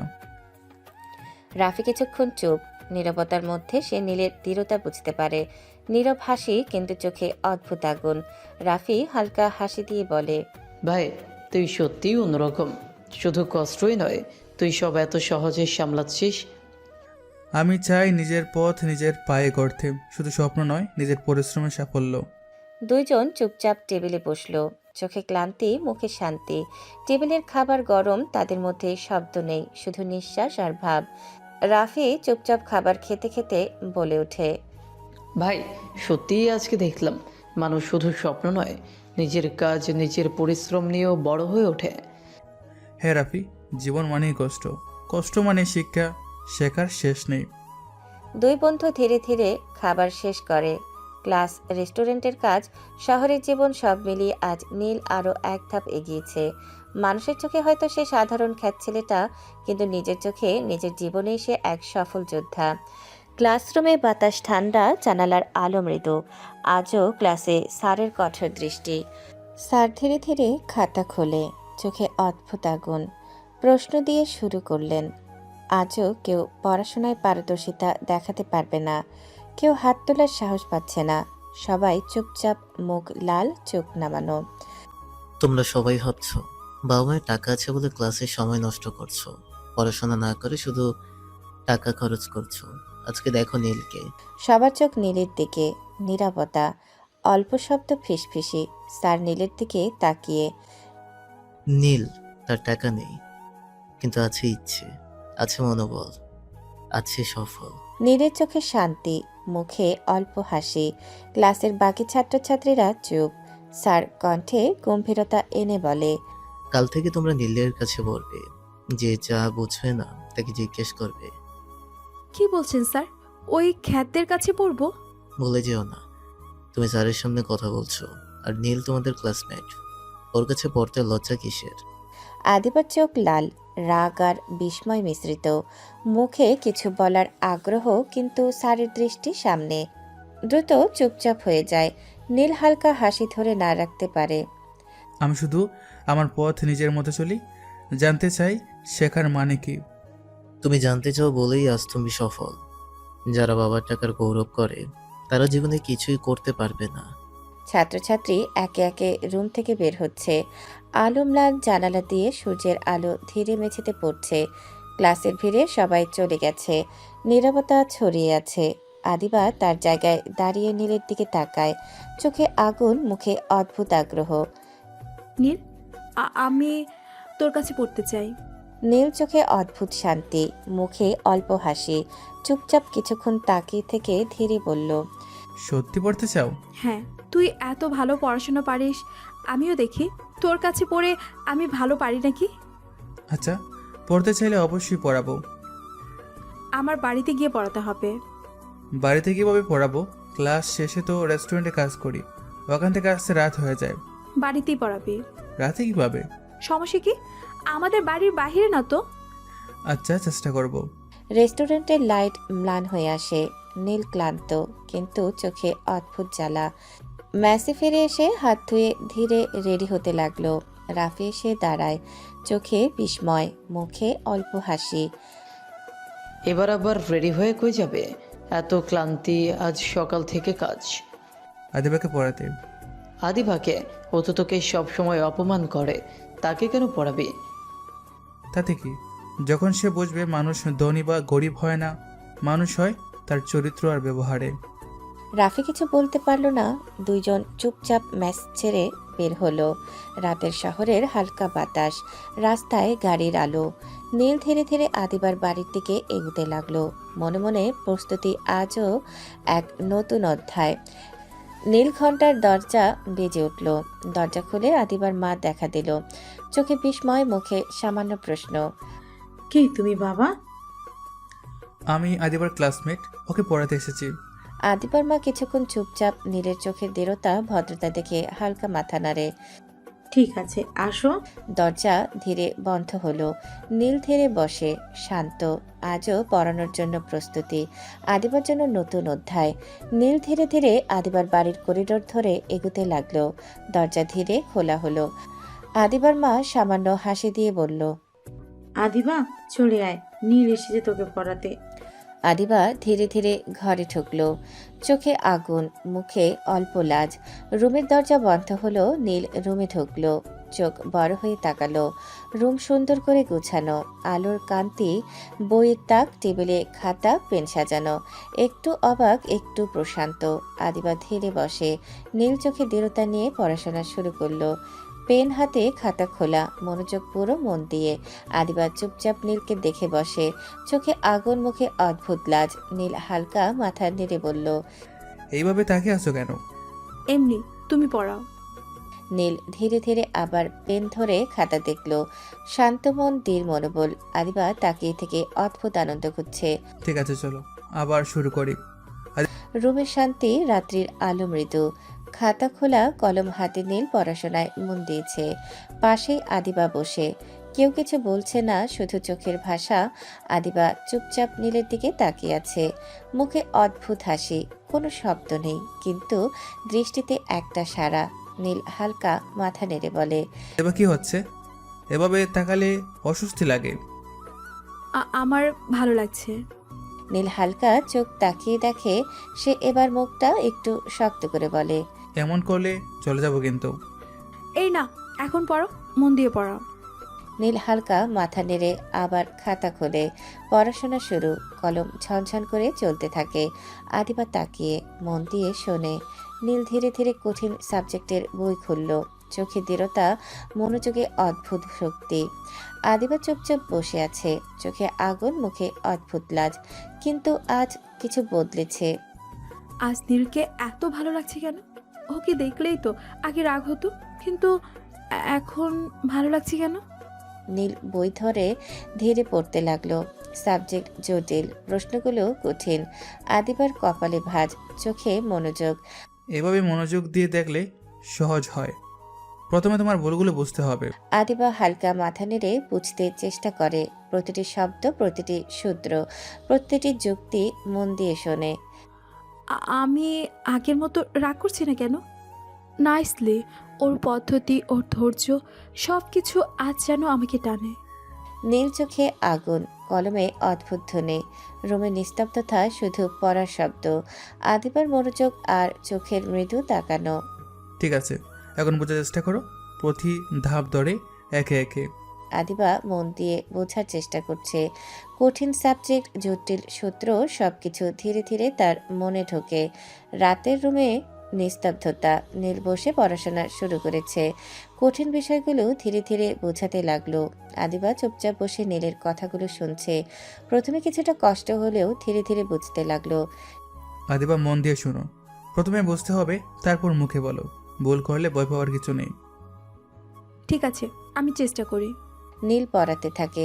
আদিবা তার দিকে তাকিয়ে আছে। কিছুক্ষণ আগে তাকে দেখলেই রাগ হতো, এবার কিছুটা ভালো লাগছে। কেন তা সে বুঝতে পারছে না। মন দিয়ে পড়ো আদিবা, এভাবে থাকলে পড়া শেষ হবে না। চলো, মন দিয়ে মনোযোগ দাও। আদিবা মাথা নেড়ে মন দিয়ে শোনে। নীল ধীরে ধীরে বোঝাচ্ছে, পুনরায় উদাহরণ দেখাচ্ছে। আদিবার চোখে আগুন, মনে আনন্দ। ধীরে ধীরে সে বুঝতে পারছে, কঠিন বিষয়গুলো সহজ হয়ে আসছে। রাতের হালকা বাতাস রুমে ঢুকছে। নীল তার কণ্ঠে মৃদুস্বরে ব্যাখ্যা করছে। আদিবা চুপচাপ তার দিকে তাকিয়ে বসে আছে। একটু লাজ, একটু কৌতূহল। প্রথমবার মনে হচ্ছে পড়াশোনার বাইরে কিছু অনুভব করছে। এভাবে করলে সবকিছু সহজ হয়ে যায়। ক্লাসে তুমি হয়তো বুঝতে পারো না, কিন্তু এখন একে একে বুঝলে দেখো কাজটা কিভাবে হয়। হ্যাঁ, একটু বুঝতে পারছি। তুমি কিভাবে এত সহজভাবে বোঝাচ্ছ? নীল চুপচাপ, কিন্তু চোখের কোণায় একটু হাসি। মাথা নাড়ল না, শুধু উদাহরণ দেখালো। আদিবা আজ সত্যিই মনোযোগী। ক্লাসে যেমন অহংকারের আগুন জ্বলে উঠত, আজ সে শুধু বুঝতে চাচ্ছে, আর এই বুঝার মধ্যে তার নিজের অদ্ভুত শান্তি। আমি আগে রাগ হতাম, আজ ভালো লাগছে ওর সঙ্গে বসে থাকতে। এমন শান্তি আগে কখনো পাইনি। ঠিক আছে, এবার নিজের উদাহরণ লেখো। আমি পাশে আছি, দেখছি। আদিবা মন দিয়ে চেষ্টা করে। প্রথমে কিছুটা ভুল হয়, কিন্তু নীল ধীরে ধীরে দেখায় কিভাবে ঠিক করা যায়। মৃদু আলো, খোলামেলা বাতাস, দুজনের নিঃশব্দ সংলাপ, শুধু চোখের ভাষা, শুধু বোঝার চেষ্টা। আদিবা হালকা হাসি ধরে মনে মনে বলে, এই নীল কতটা শান্ত, কতটা ধৈর্যশীল। আমার নিজের ভুলও ধীরে ধীরে ঠিক হচ্ছে। কিন্তু কেন মনে হচ্ছে শুধু পড়াশোনা নয়, ওর কাছাকাছি বসে থাকা আনন্দ দিচ্ছে। ভুল হলে ভয় পাওয়ার কিছু নেই। দেখছো, ধৈর্য আর চেষ্টা সবকিছু সহজ করে। রাতের আলো মৃদু, রুমের শান্তি, পড়াশোনার শব্দ এখন শেষের দিকে। নীল চোখে উদারতা ধরে রেখেছে, খাতা বন্ধ করছে। নীল হালকা হাসি দিয়ে কলম রেখে বলে, আজ এখানেই শেষ করি, আগামীকাল আবার আসবো। এবার আরও সহজভাবে দেখাবো। এক্ষুনি চলে যাবে? 10টা বাজে, আর একটু থাকলে অনেক দেরি হয়ে যাবে। আদিবা চোখ বড় করে তাকিয়ে রইল, মাথায় হালকা রাগ, মুখে অদ্ভুত লাজ। ড্রাইভারকে বলি ওকে দিয়ে তোকে বাড়ি পাঠাবো। দরকার নেই, আমি একাই চলে যাব, তুমি আর চিন্তা করো না। আদিবা চুপচাপ কিছু বলল না, মাথা নেড়ে খুশি মনে ভাবল এই নীল সবসময় নিজের মতো কঠিন পরিস্থিতিতেও নিজের সিদ্ধান্তে দৃঢ়। নীল ধীরে রুমের দরজা খুলল। বাইরে হালকা হাওয়া, পথে নিঃশব্দে ধীরে হেঁটে যাচ্ছে। আদিবা জানে আজকের রাত শুধু পড়াশোনা নয়, একটি ছোট্ট মৃদু সংযোগ, একটি নতুন বন্ধুত্বের সূচনা। আর হৃদয়ের ছোট্ট উত্তেজনা তৈরি হলো। নীল চলে গেছে, কিন্তু আদিবার চোখ এখনো খোলা। মনে মনে ভাবছে, কেন এই ছোট্ট ছোট্ট মুহূর্তগুলো তার জন্য এত গুরুত্বপূর্ণ। কেন এই ছেলেটার কথা মনে রেখে সে রাতের নিস্তব্ধতায় হাসছে। সকালের হালকা রোদ, কলেজের করিডোরে ছাত্রীদের হাওয়ার শব্দ, শহরের দূর থেকে আসে কণ্ঠস্বর। আদিবা বুকে এক অদ্ভুত উত্তেজনা অনুভব করছে। সেই নীল যেন আবার চোখে ভেসে উঠল। দেখ, আবার সেই খ্যাতটা আসছে। এসব আর বলিস না। কিরে, আজ তোর মন দেখি অন্যরকম। কি হলো আবার? কিছু না, এমনিতেই। প্রতিদিন এক কথা, এক ঝামেলা, সব সময় ভালো লাগে না। মনে হয় তোর মনে অন্য কিছু চলছে। তেমন কিছু না, চল ক্লাসে যাই। বান্ধবী হেসে করিডোরে এগিয়ে চলে। আদিবা পেছনে পেছনে চলে, মনে কিছুটা অদ্ভুত অনুভূতি। নীল কেবল একটি নাম নয়, আজ যেন মনে হচ্ছে সে কেবল রাগের ছেলেটা নয়, কিছুটা শান্তি, কিছুটা কৌতূহল আর অদ্ভুত এক আকর্ষণ। সকালের হালকা রোদ গাছের পাতায় ঝলঝল করছে। মেস থেকে বেরিয়ে নীল হেঁটে চলে কলেজের বাগানে। গাছের তলায় একটু শান্তি, কিছুক্ষণ একাকিত্ব। হঠাৎ আদিবা চলে আসে, ধীরে ধীরে তার কাছে বসে। নীল হালকা আশ্চর্য হয়ে বলে, আরে ও, তুমি এখানে কেন? এমনি। তোমার কোনো সমস্যা আছে কি? সমস্যা কি থাকবে? আমি গরিব ক্ষেত, আমার সঙ্গে দেখলে মানুষ হাসবে, তারা কি কিছু বলবে? আমি কারো কথার ধার ধারি না। আমি সব সময় নিজের মন মতো চলি। আজ আমার মনে হচ্ছে তোমার সাথে কথা বলতে, তাই এসেছি। তোমার জামায় নোংরা লাগবে না তো? পুরাতন কথা টানবে না। এবার আর ওসব নিয়ে কিচ্ছু বলিস না। আজ শুধু তোমার সঙ্গে কথা বলবো। গাছের তলায় সেই নিস্তব্ধতা, দুজনের মধ্যে শুধু মৃদু বাতাসের শব্দ। শব্দ নেই, শুধু চোখের খেলা, চোখের আভা। একটি অদ্ভুত সম্পর্কের সূচনা। রাগ নেই, অহংকার নেই, শুধু ধীরে ধীরে তৈরি হচ্ছে বোঝাপড়া। এই মুহূর্ত, এমন শান্তি, এত সহজে বোঝাপড়া কেন আগে তা কখনো হয়নি? আমারও আজ কিছুটা অদ্ভুত আনন্দ। সকালের হালকা বাতাসে গাছের পাতার ছায়া দুলছে, নীরবতা, শুধু দুজনের নিঃশব্দ সংলাপ। হঠাৎ সে মুখ খুলল। তোমার বাসায় কে কে আছে? বাবা, মা, বোন, চাচা, চাচি সবাই আছে। তাহলে মেসে থাকো কেন? এমনি, বাড়িতে দম বন্ধ হয়ে আসে। এখানে থাকলে স্বাধীন মনে হয়, নিজের মতো থাকতে পারি। তুমি গরিব বলে তোমাকে অনেক কষ্ট করতে হয়। এটাকে কষ্ট বলো না, এটাকে বলে চেষ্টা। আমি নিজের চেষ্টায় কিছু করতে চাই, নিজের সামর্থ্য দিয়ে নিজের পথে চলতে চাই। আদিবা চুপচাপ, চোখে মুগ্ধতার ঝিলিক। আগে সে রাগ করত এই ছেলেটাকে নিয়ে, আজ সে চুপচাপ, তার ধৈর্য, তার দৃঢ়তা, তার স্বাধীনতা দেখে মুগ্ধ। এই নীল গরিব হলো তার মানসিক শক্তি, তার আত্মবিশ্বাস। আজ আমি আর সত্যি মুগ্ধ। চেষ্টা প্রতিদিন একটু করে করলে ধৈর্য ধরে সব সম্ভব। হালকা বাতাসে আদিবার চুল উঠছিল। নীলের চোখে তখন শান্ত একটা ভাব। ঠিক সেই সময় কয়েকজন ক্লাসমেট হেসে হেসে কাছে এসে দাঁড়ালো। একজন মেয়ে ঠোঁট বাঁকিয়ে বলল, কি রে আদিবা, তুই আজ হঠাৎ নীলের হয়ে কথা বলছিস কেন? আদিবা ধীরে মাথা তুলে তাকালো। চোখে কোনো ভয় নেই, বরং অদ্ভুত এক দৃঢ়তা। আদিবা শান্ত কিন্তু স্পষ্ট গলায় বলল, দেখছিস না কথা বলছি? কথা বলছিস? ছি রে, তোর রুচি এত নিচে নেমে গেছে যে ওর মতো ভিখারির সাথে মিশছিস? কথাটা শুনে চারপাশের বাতাস যেন হঠাৎ ভারী হয়ে গেল। নীল কিছু বলতে যাচ্ছিল, কিন্তু তার আগেই আদিবা উঠে দাঁড়ালো। আদিবা চোখে আগুন, গলা শক্ত করে বলল, শোনো, আমি কার সাথে মিশবো, কার সাথে বসবো, কার সাথে কথা বলবো, ওটা আমার ব্যাপার। দেখছি তোর ভিতরে বড় পরিবর্তন আসছে। আমার যার সাথে খুশি তার সাথে মিশবো। তোদের কি? টাকা থাকলে মানুষ বড় হয় না, মন না থাকলে সব কিছু ফাঁকা। ওরা একে অপরের দিকে তাকালো। এমন আদিবা আগে কেউ দেখেনি। একজন আবার তীর্যক হাসি দিল। তাহলে তুই এখন খ্যাতদের দলে?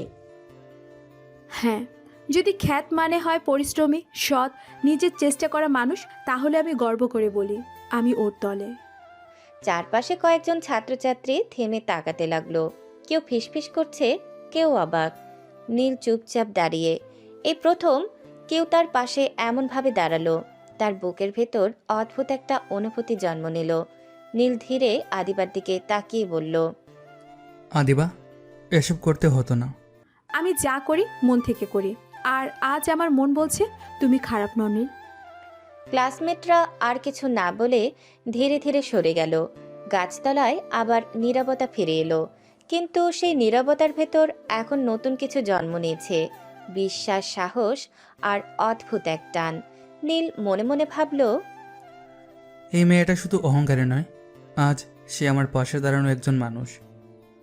আমি কেন আজ ওর জন্য এতটা কথা বললাম? ক্লাসমেটরা চলে যাওয়ার পর জায়গাটা একটু ফাঁকা হয়ে গেল। গাছের পাতার ফাঁক দিয়ে রোদ পড়ছে। আদিবা ধীরে ধীরে হাঁটছে। মনে এখনো একটু উত্তেজনা, একটু অস্থিরতা। তার বান্ধবী পাশ থেকে তাকিয়ে বলল, কি রে আদিবা, তুই তো আমাকে একবারও বললি না যে নীল তোকে পড়ায়?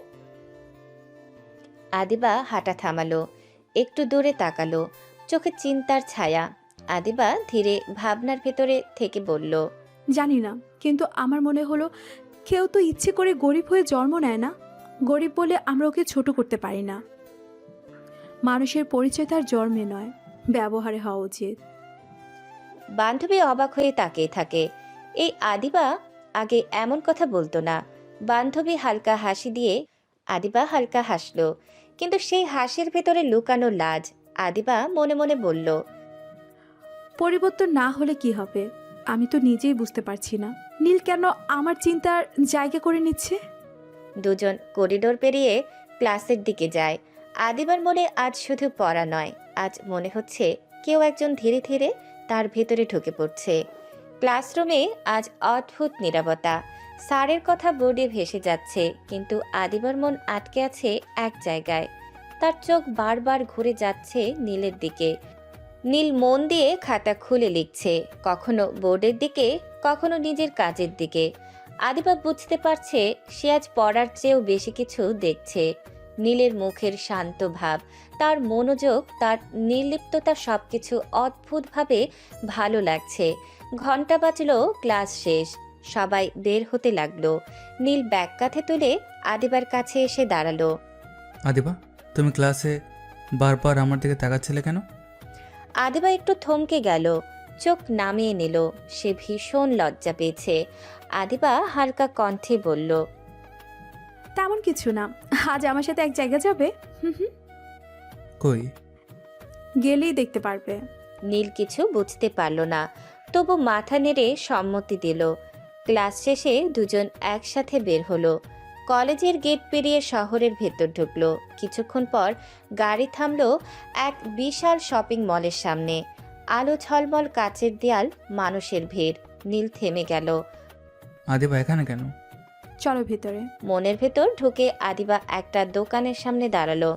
জামা ঝুলছে সারি সারি। আদিবা নীলের দিকে তাকিয়ে বলল, তোমার জন্য নতুন ড্রেস কিনবো। এসব দরকার নেই, আমি এমনিতেই ঠিক আছে। আদিবা নীলের চোখে তাকালো। সেখানে অহংকার নেই, শুধু আত্মসম্মান।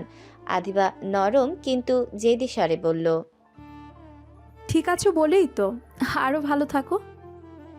নীল চুপ করে রইল। তার মনে অদ্ভুত এক অনুভূতি। কেউ প্রথমবার তার কথা এত ভাবছে। শপিং মলের ভেতরে আলো ঝলমল করছে, চারপাশে মানুষের ভিড়, রঙিন পোশাক, কাচের দেয়ালে নিজের প্রতিবিম্ব। আদিবা কয়েকটা ড্রেস বেছে নিল, একটা শার্ট, একটা জ্যাকেট আর একটা পরিষ্কার জিন্স। আদিবা ড্রেসগুলো নীলের হাতে দিয়ে বলল, এগুলো ট্রায়াল দিয়ে এসো। নীল একটু থমকে গেল, ড্রেসগুলোর দিকে তাকালো। তারপর আদিবার দিকে নীল শান্ত গলায় বলল, লাগবে না। না নিলে রাগ করবো কিন্তু। আদিবার কণ্ঠে আজ কোনো অহংকার নেই, আছে শুধু যত্নের ছোঁয়া। নীল আর কথা বাড়ালো না।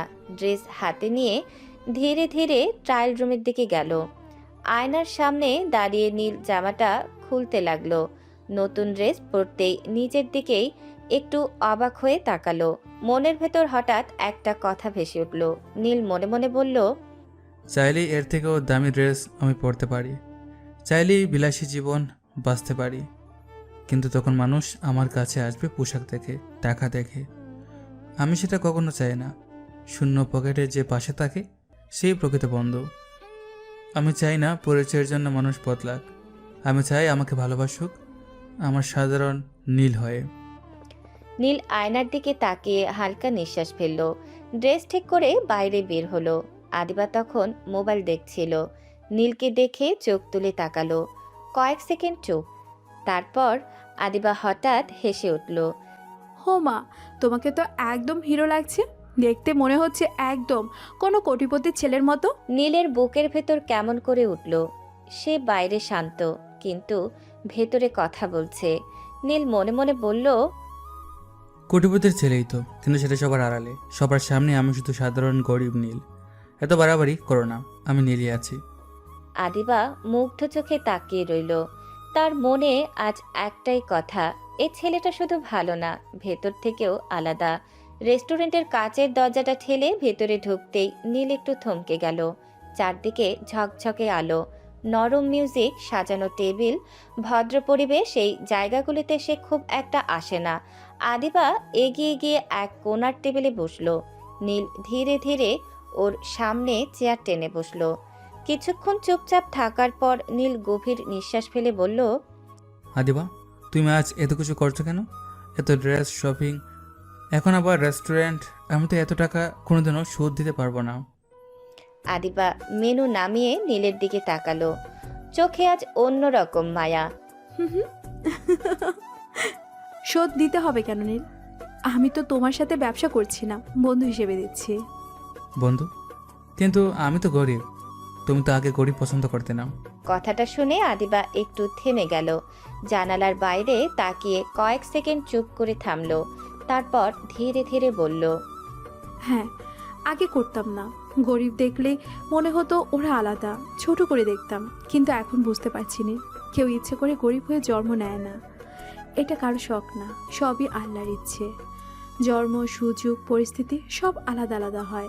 তাই এখন আমার আর গরিবদের প্রতি কোনো রাগ নেই, বরং সম্মান আছে।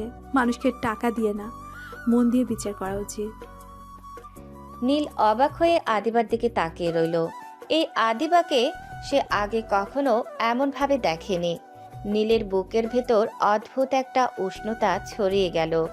নীল ধীরে বলল, জানো আদিবা, বেশিরভাগ মানুষ আমাদের মতো ছেলেদের পাশে দাঁড়ায় না, সবাই শুধু ব্যবহার করে। আজ তুমি যেভাবে করছো সেটা আলাদা। কারণ তুমি আলাদা নীল, তোমার চোখে কোনো লোভ নেই, আছে চেষ্টা। তুমি গরিব হয়ে বসে নেই, লড়াই করো। ওয়েটার এসে খাবার রাখলো টেবিলে। গরম ভাত, চিকেন, সালাদ, জুস। খাবারের ধোঁয়া উঠছে। আদিবা প্লেট এগিয়ে দিয়ে বলল, খাওনি, শুধু তাকিয়ে থেকো না। আজ তো আমার রাজকীয় খাওয়া। রাজকীয় না, বন্ধুত্বের খাওয়া। তারা দুজন ধীরে ধীরে খেতে লাগলো। রেস্টুরেন্টের কোলাহলের মাঝেও নীলের মনে হচ্ছিল চারপাশ হঠাৎ খুব শান্ত। বারবার চোখ চলে যাচ্ছিল আদিবার দিকে। নীল মনে মনে বলল, এই মেয়েটা আগে শুধু অহংকার জানতো, আজ কেন যেন তার ভেতর মানুষটা বের হয়ে আসছে। নীল, জানো আজ ক্লাসে তোমার দিকে তাকিয়ে আমার ভালো লাগছিল। ভালো লাগছিল? হ্যাঁ, তোমার চোখে যে ধীরতা আছে সেটা আলাদা। সবাই হাসে, তুচ্ছ করে, কিন্তু তুমি ভেঙে পড়ো না। কেউ যদি পাশে থাকে তাহলে ভাঙা যায় না আদিবা। তাহলে আজ থেকে আমি পাশে থাকবো। রেস্টুরেন্টের আলোয় দুজনের চোখে চোখ পড়ল। সেই দৃষ্টিতে ছিল না অহংকার, ছিল না গরিব ধ্বনি, ছিল শুধু দুটো মানুষের নিঃশব্দ বোঝাপড়া। নীল মনে মনে বলল, হয়তো আজ থেকে আমার সাধারণ জীবনে নতুন এক গল্প শুরু হলো আদিবার নাম দিয়ে। রেস্টুরেন্ট থেকে বের হয়ে রাতের বাতাসে পা দিতেই আদিবা একটু আরাম করে নিঃশ্বাস নিল। চারদিকে গাড়ির শব্দ, আলো ঝলমলে রাস্তা, মানুষের চলাচল, সব মিলিয়ে সন্ধ্যেটা যেন অন্যরকম হয়ে উঠেছিল। হাঁটতে হাঁটতে আদিবা হঠাৎ বলল, চলো নীল, তোমাকে ম্যাসে নামিয়ে দিয়ে আসি। আরে কি বলছো আদিবা, দরকার নেই। সবাই দেখলে উল্টাপাল্টা ভাববে। কেন, কিভাবে? ভাববে গার্লফ্রেন্ড। কথাটা বলতেই নীলের গলায় হালকা কাঁপুনি চলে এলো। আদিবা কয়েক সেকেন্ড চুপ করে রইল, তারপর হেসে ফেলল। মেয়ে বান্ধবী তো গার্লফ্রেন্ডই নীল। না না, ওরা আরো গভীর কিছু ভাববে। এই কথা শুনে আদিবার গাল দুটো হালকা লাল হয়ে উঠল। চোখ নামিয়ে ফেলল সে। কয়েক সেকেন্ড চুপ থেকে আসতে বলল, আচ্ছা ঠিক আছে, ম্যাচ থেকে তোমাকে দূরে নামিয়ে দেব, কেউ দেখবে না। সেটাই ভালো। তারপর তারা দুজন রাস্তার পাশে দাঁড়িয়ে গাড়িতে উঠল। গাড়ি যেতে যেতে শহরের আলো পিছনে পড়ে যেতে লাগলো। বাতাসে আদিবার ওড়না উঠছিল, আর নীল বারবার চুপচাপ তাকিয়ে দেখছিল। নীল মনে মনে বলল, আজকের দিনটা অদ্ভুত। যে মেয়েটা আমাকে পাত্তাই দিত না, সেই মেয়েটাই আমাকে নিজে বাড়ি পৌঁছে দিচ্ছে। নীল, তুমি কিন্তু খুব অদ্ভুত। কেন? গরিব হয়েও কষ্টের কথা হাসি দিয়ে ঢেকে রাখো, আবার কাউকে কষ্ট দিতেও জানো না। মানুষ চিন না দেবা, শুধু মুখোশটাই দেখে। গাড়ি ধীরে ধীরে ম্যাসের কাছাকাছি এসে থামলো, কিন্তু পুরো সামনে না গিয়ে একটু দূরে। গাড়ি থেকে নেমে পড়ল দুজনেই। চারপাশটা একটু নিরিবিলি। রাস্তার লাইটের নিচে দুজন দাঁড়িয়ে। কয়েক সেকেন্ড কারো মুখে কথা নেই। আদিবা হালকা হাসলো। এই তো, এখান থেকে হেঁটেই চলে যেতে পারবে। হ্যাঁ, ধন্যবাদ আদিবা, আজকের জন্য না, সব কিছুর জন্য। ধন্যবাদ দিতে হয় না নীল, বন্ধুদের পাশে থাকতে হয়। আদিবা, হ্যাঁ, আজকে আমার জীবনের খুব সুন্দর একটা দিন ছিল। আমারও। তারপর নীল ধীরে ধীরে অন্ধকার রাস্তার দিকে হাঁটতে লাগলো, আর আদিবা দাঁড়িয়ে রইল। যতক্ষণ না নীল চোখের আড়াল হয়ে গেল। আদিবার মনে হচ্ছিল এই ছেলেটা শুধু একজন গরিব ক্লাসমেট না, আরও কোনো রহস্য আছে। আজ থেকে হয়তো আমার সাধারণ জীবনে একটু রং ঢুকলো আদিবার হাত ধরে। ম্যাসের গেটের ভেতর ঢুকতেই নীলের চারপাশটা চেনা গন্ধে ভরে গেল ভাতের, সাবানের, পুরনো দেয়ালের আর ছেলেদের হাসাহাসির। বাইরে যত আলো, যত ঝলমলে মুহূর্ত ছিল, সব যেন গেট পেরোনোর সঙ্গে সঙ্গে সাধারণ জীবনে ফিরে এলো। নীল ধীরে ধীরে সিঁড়ি বেয়ে উপরে উঠছিল, হাতে শপিং ব্যাগ, গায়ে নতুন ড্রেস। করিডোরে ঢুকতেই সামনে থেকে রাফির গলা ভেসে এলো। এই যে ভাই, আজ কি অবস্থা? এত দামি পোশাক কই থেকে? আরে এমনি। এমনি নাকি? এই কাপড়ের দাম জানিস? তুই তো কালো ওই পুরনো শার্ট পরে ঘুরছিলি। আদিবা কিনে দিয়েছে। কি আদিবা? ওই বড়লোক রাজকন্যা আদিবা? হ্যাঁ। রাফি যেন বিশ্বাস করতে পারল না, বিছানায় বসে পড়ল। সে কি ঠিক শুনল নাকি? ভাই, কি চলে তোদের মধ্যে? আরে না না, তেমন কিছু না। তেমন কিছু না হলে হঠাৎ জামা কাপড় কেনার দরকার পড়লো কেন? 2 দিন আগেও যে মেয়েটা তোকে দেখলে অপমান করতো, আজ সেই মেয়েই তোকে শপিং করাচ্ছে। ও শুধু বন্ধু হিসেবে করেছে। বন্ধু, ভাই, বন্ধুত্ব এত তাড়াতাড়ি হয় নাকি? আগে তোকে বলতো ক্ষেত গরিব নোংরা, আর আজ আজ তোকে হিরো বানিয়ে ফেলেছে। নীল একটু লজ্জায় পড়ে গেল, চোখ নামিয়ে ফেলল। সে খুব অস্বস্তিতে পড়ে গেল রাফির এসব কথায়। আমিও বুঝি না রাফি, হঠাৎ করেই ও বদলে গেছে।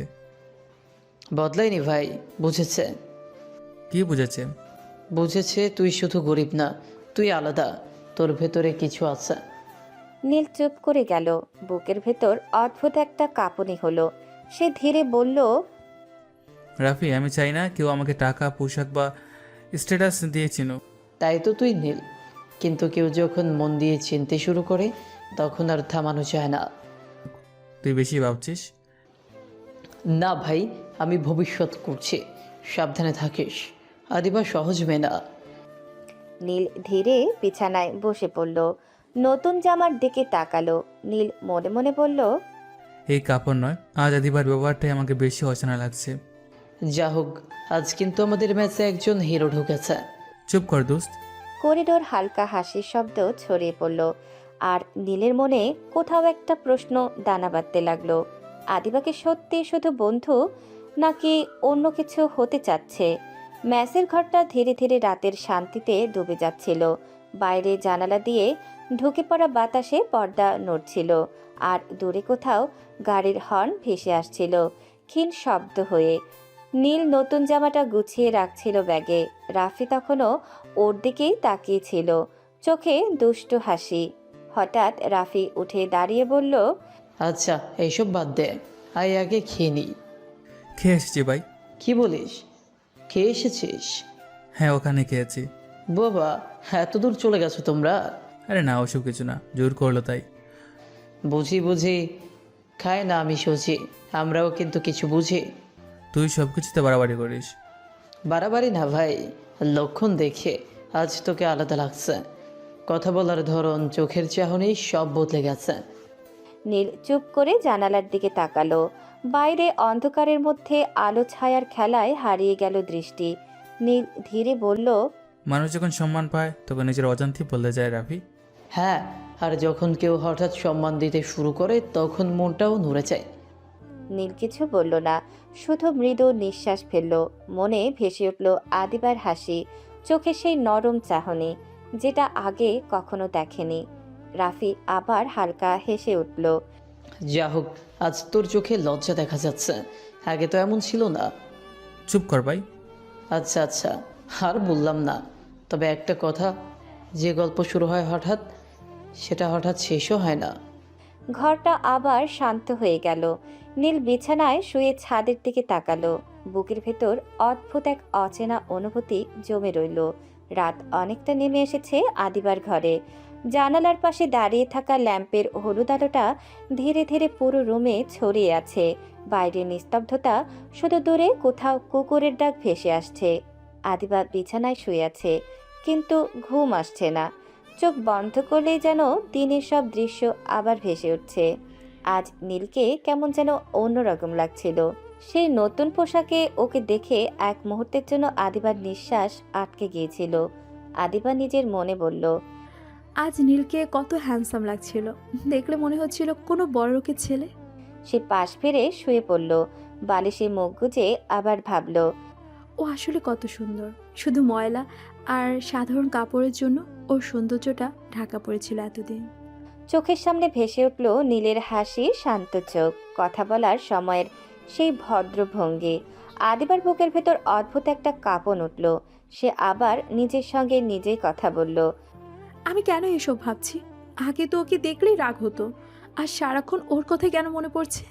মনে হলো ক্লাসে বসে ওর দিকে তাকিয়ে থাকা, গাছতলায় গিয়ে পাশে বসা, শপিং মলে ওকে দেখে হঠাৎ খুশি হয়ে যাওয়া, সবকিছু যেন ধীরে ধীরে অন্য মানে নিচ্ছে। আদিবা চোখ বন্ধ করলো, কিন্তু নীলের মুখটা মন থেকে সরছে না। সে ফিসফিস করে বলল, ওর কথা এত মনে পড়ে কেন? বুকের ভেতর একটা অচেনা অনুভূতি জমে উঠল। এটা রাগ না, অপমাননা, এটা যেন মনের ভেতরে নরম কোনো ভালো লাগা। আদিবা বালিশে মুখ ঘুরিয়ে নিল, ঠোঁটে অজান্তে হালকা হাসি চলে এলো। সে মনে মনে বলল, হয়তো নীল সত্যি আলাদা, গরিব হলো, ওর মনটা অনেক বড়। ঘড়ির কাঁটা টিক টিক শব্দ করছে। রাত বাড়ছে কিন্তু আদিবার চোখে ঘুম নেই। নীলের মুখটাই বারবার ভেসে উঠছে। আর আদিবার অজান্তেই তার মনের ভেতরে ধীরে ধীরে জন্ম নিচ্ছে নতুন এক অনুভূতি, যার নাম সে এখনো নিজেও ঠিক করে বুঝে উঠতে পারছে না। পরের দিনটা আদিবার জন্য অদ্ভুত রকমের উত্তেজনায় ভরা ছিল। সারাদিন কলেজে মন বসেনি। বারবার মনে হচ্ছিল রাতে নীল আসবে পড়াতে।